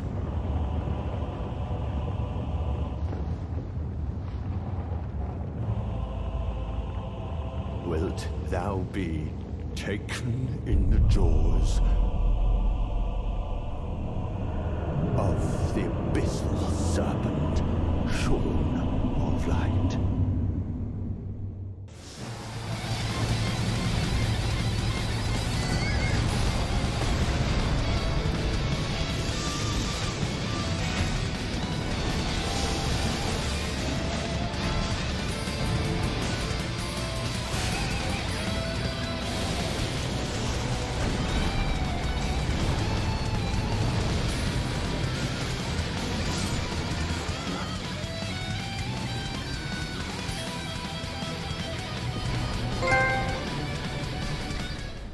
With our triumph over Mesmir, it is only right that we will now wear his full armor suit with his spear, as we now turn to exploring under Shadow Keep and find it holds a dark secret.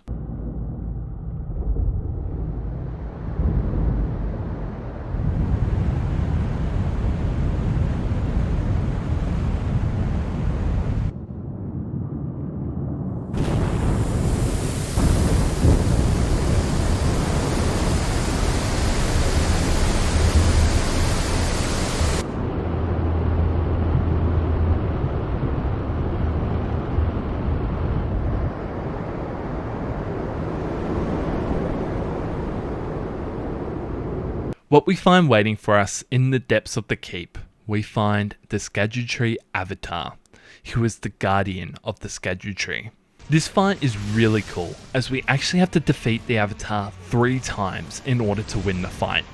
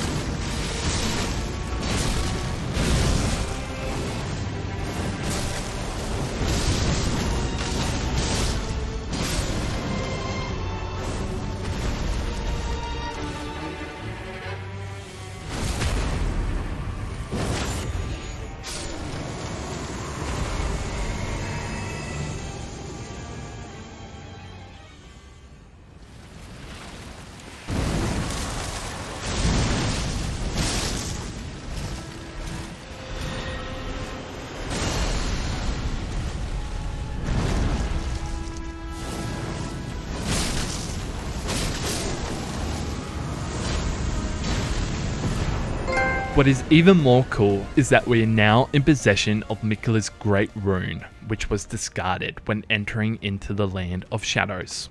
With our new Great Rune, we are now able to adventure outside of Shadowkeep and venture into the most glorious arena in all of Elden Ring, the Jagged Peak.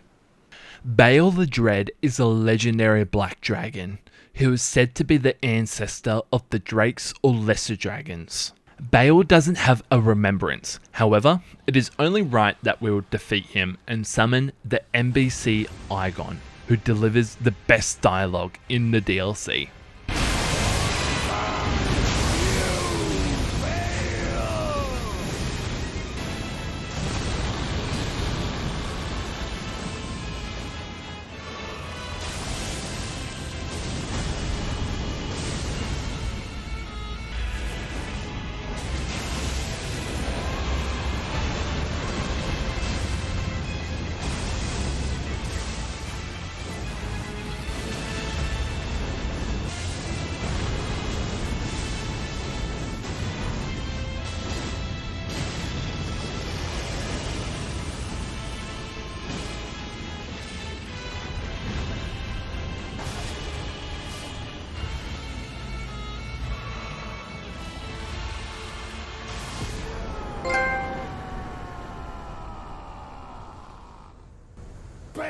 the dread.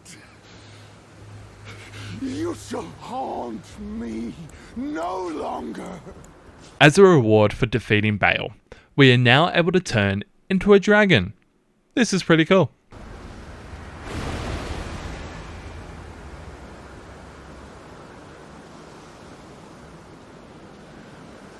Now, after that masterpiece of a fight, we move to the most creepiest location in all of Elden Ring, the area of Metir, Mother of Fingers. Arguably the strongest creature in all of the lore, Metir is a daughter of the Greater Will, and was the first star to fall upon the lands. Metir is the mother of all Two Fingers, and she used to carry out what she believed to be the Greater Will's wishes. However, she has long been abandoned by the Greater Will, and we find her in a state where she still holds hope that her parent would contact her again.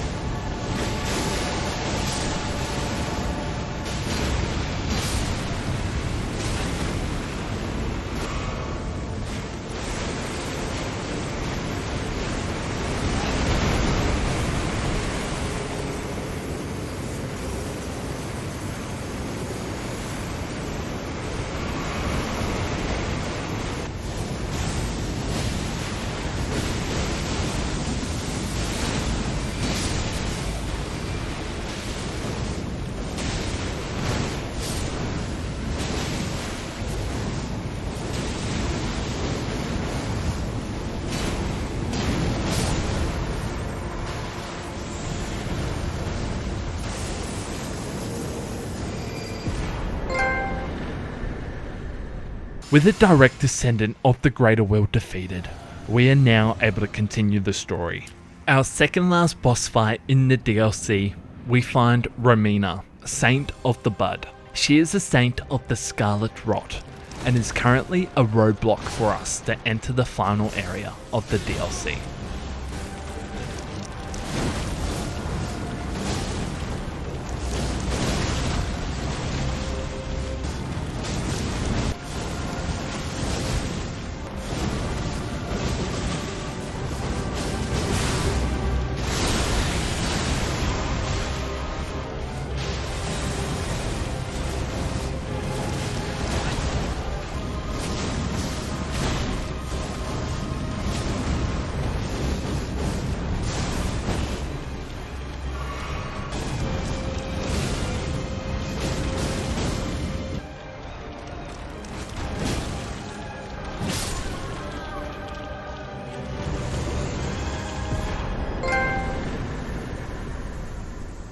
Utilizing Mesmir's flame, we burn the sealing tree, which reveals the final location in Shadow of the Erd Tree.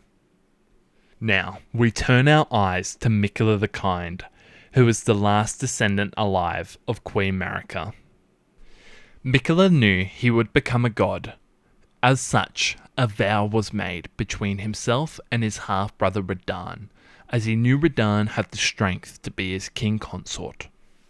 After the shattering, chaos was set out within the lands between, which is why Radahn turned his back on the vow, as all he wanted to do was continue to wage war. This is where we discover why Melania attacked Radahn, as Melania whispers, "Miquella awaits thee, O promised consort." It is only after we, as the Tarnished, slay Radahn, his soul is then transported into Mohg's body, which acts as a vessel for this promised king consort. This is where we are now able to face our greatest challenge. My loyal blade and champion of the festival. Both your deeds will ever be praised in song. Now, the vow will be honored, and my lord brother's soul will return, so that he may be my consort.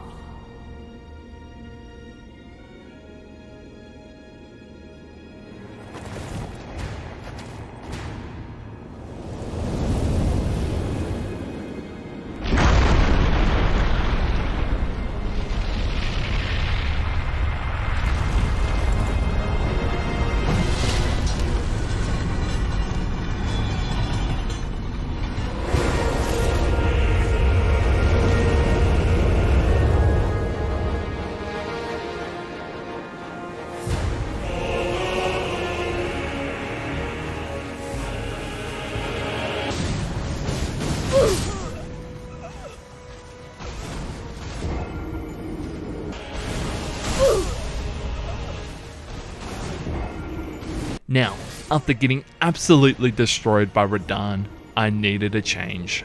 First, I collected the Blood Fiend's arm, leveled it up all the way to level 25. Then I visited Renala to respec my skills, equipped a full meatball set, and finally, to finish off the build, I visited Queen Marika's home village and picked up the Golden Braid. With our build complete, we begin our fight against the promised consort.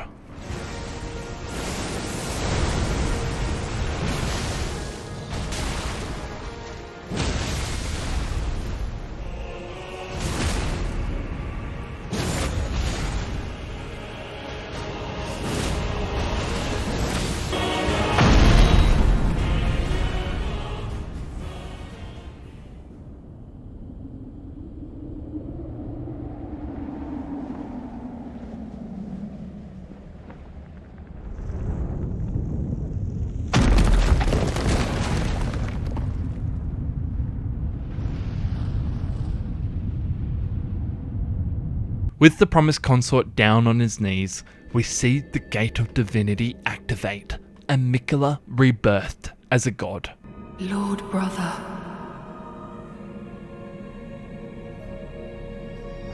At long last you are returned.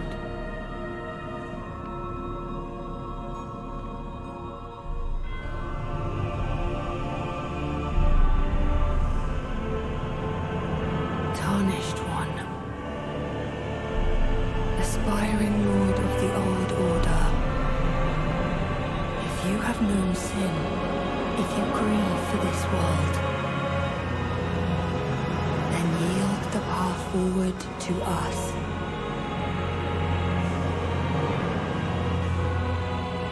To I, Miquella, and my promised consort, Radahn.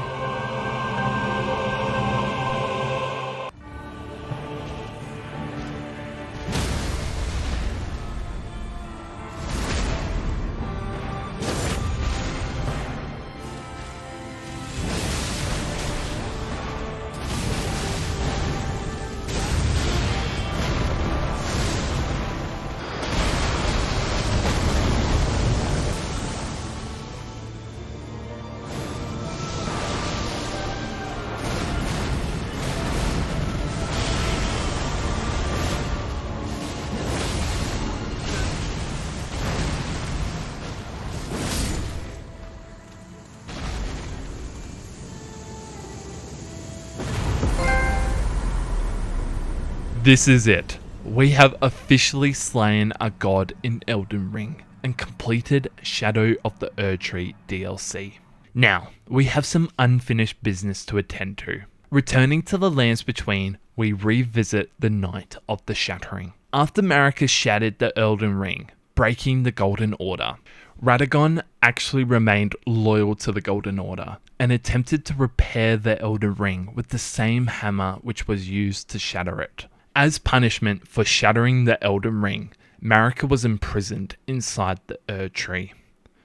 Radagon also served the same fate, as at this point the two were now bound in the same body. When we enter into the Erd Tree, we see the imprisoned Marika. As Marika's bonds are broken, her hair immediately turns to red as Radagon assumes control of their shared body and wields Marika's hammer to fight for control of the Lands Between.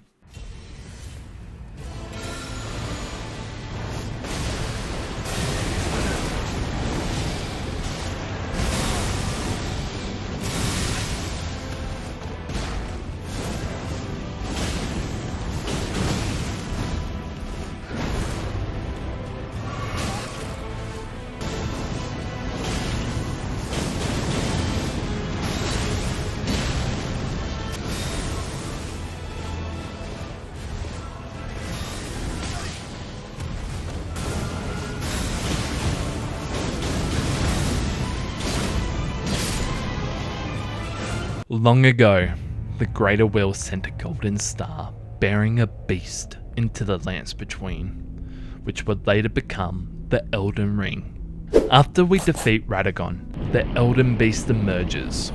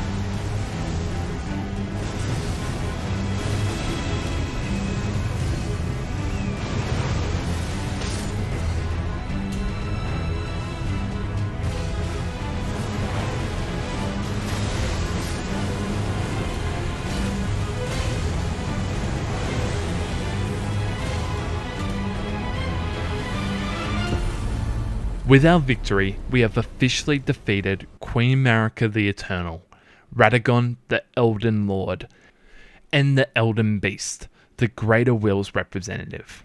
It is now up to us to decide a new age which we should usher in. The first age I usher in is to mend the Elden Ring and rule the lands between as its new Elden Lord.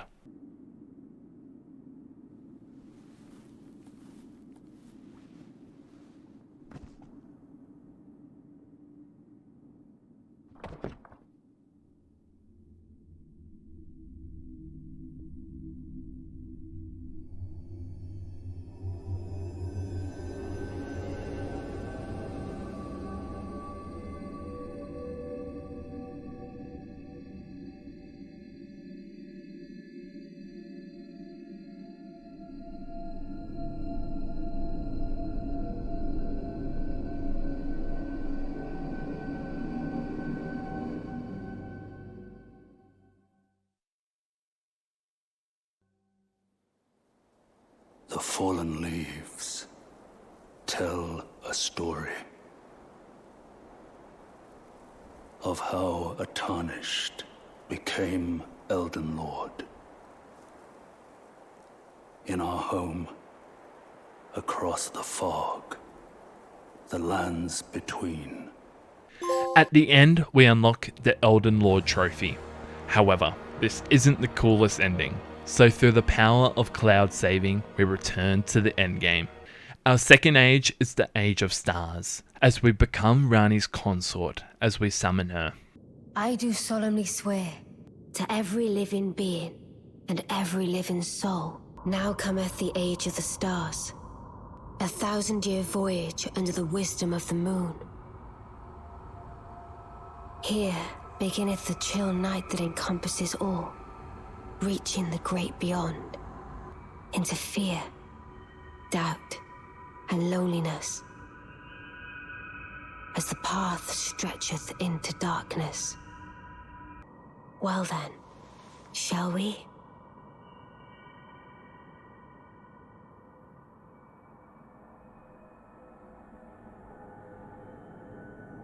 My fair consort eternal.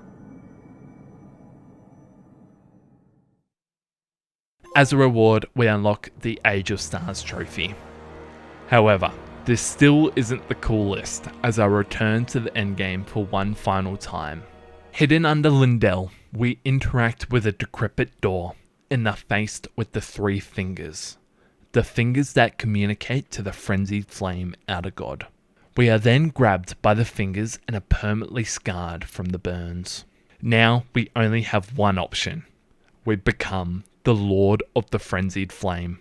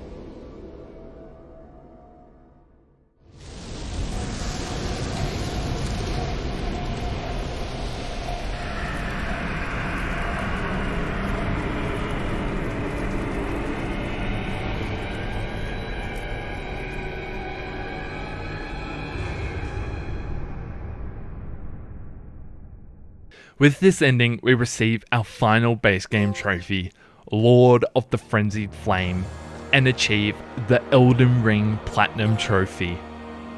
Whoa, what a journey. If you have made it this far into the video, thank you. If you want to support me, the best way you can do is by watching another video of mine. But please let me know what your thoughts are down in the comments below. And let me know if there's any games out there you would like to see covered by the channel. Have an amazing rest of your day and catch you in the next one.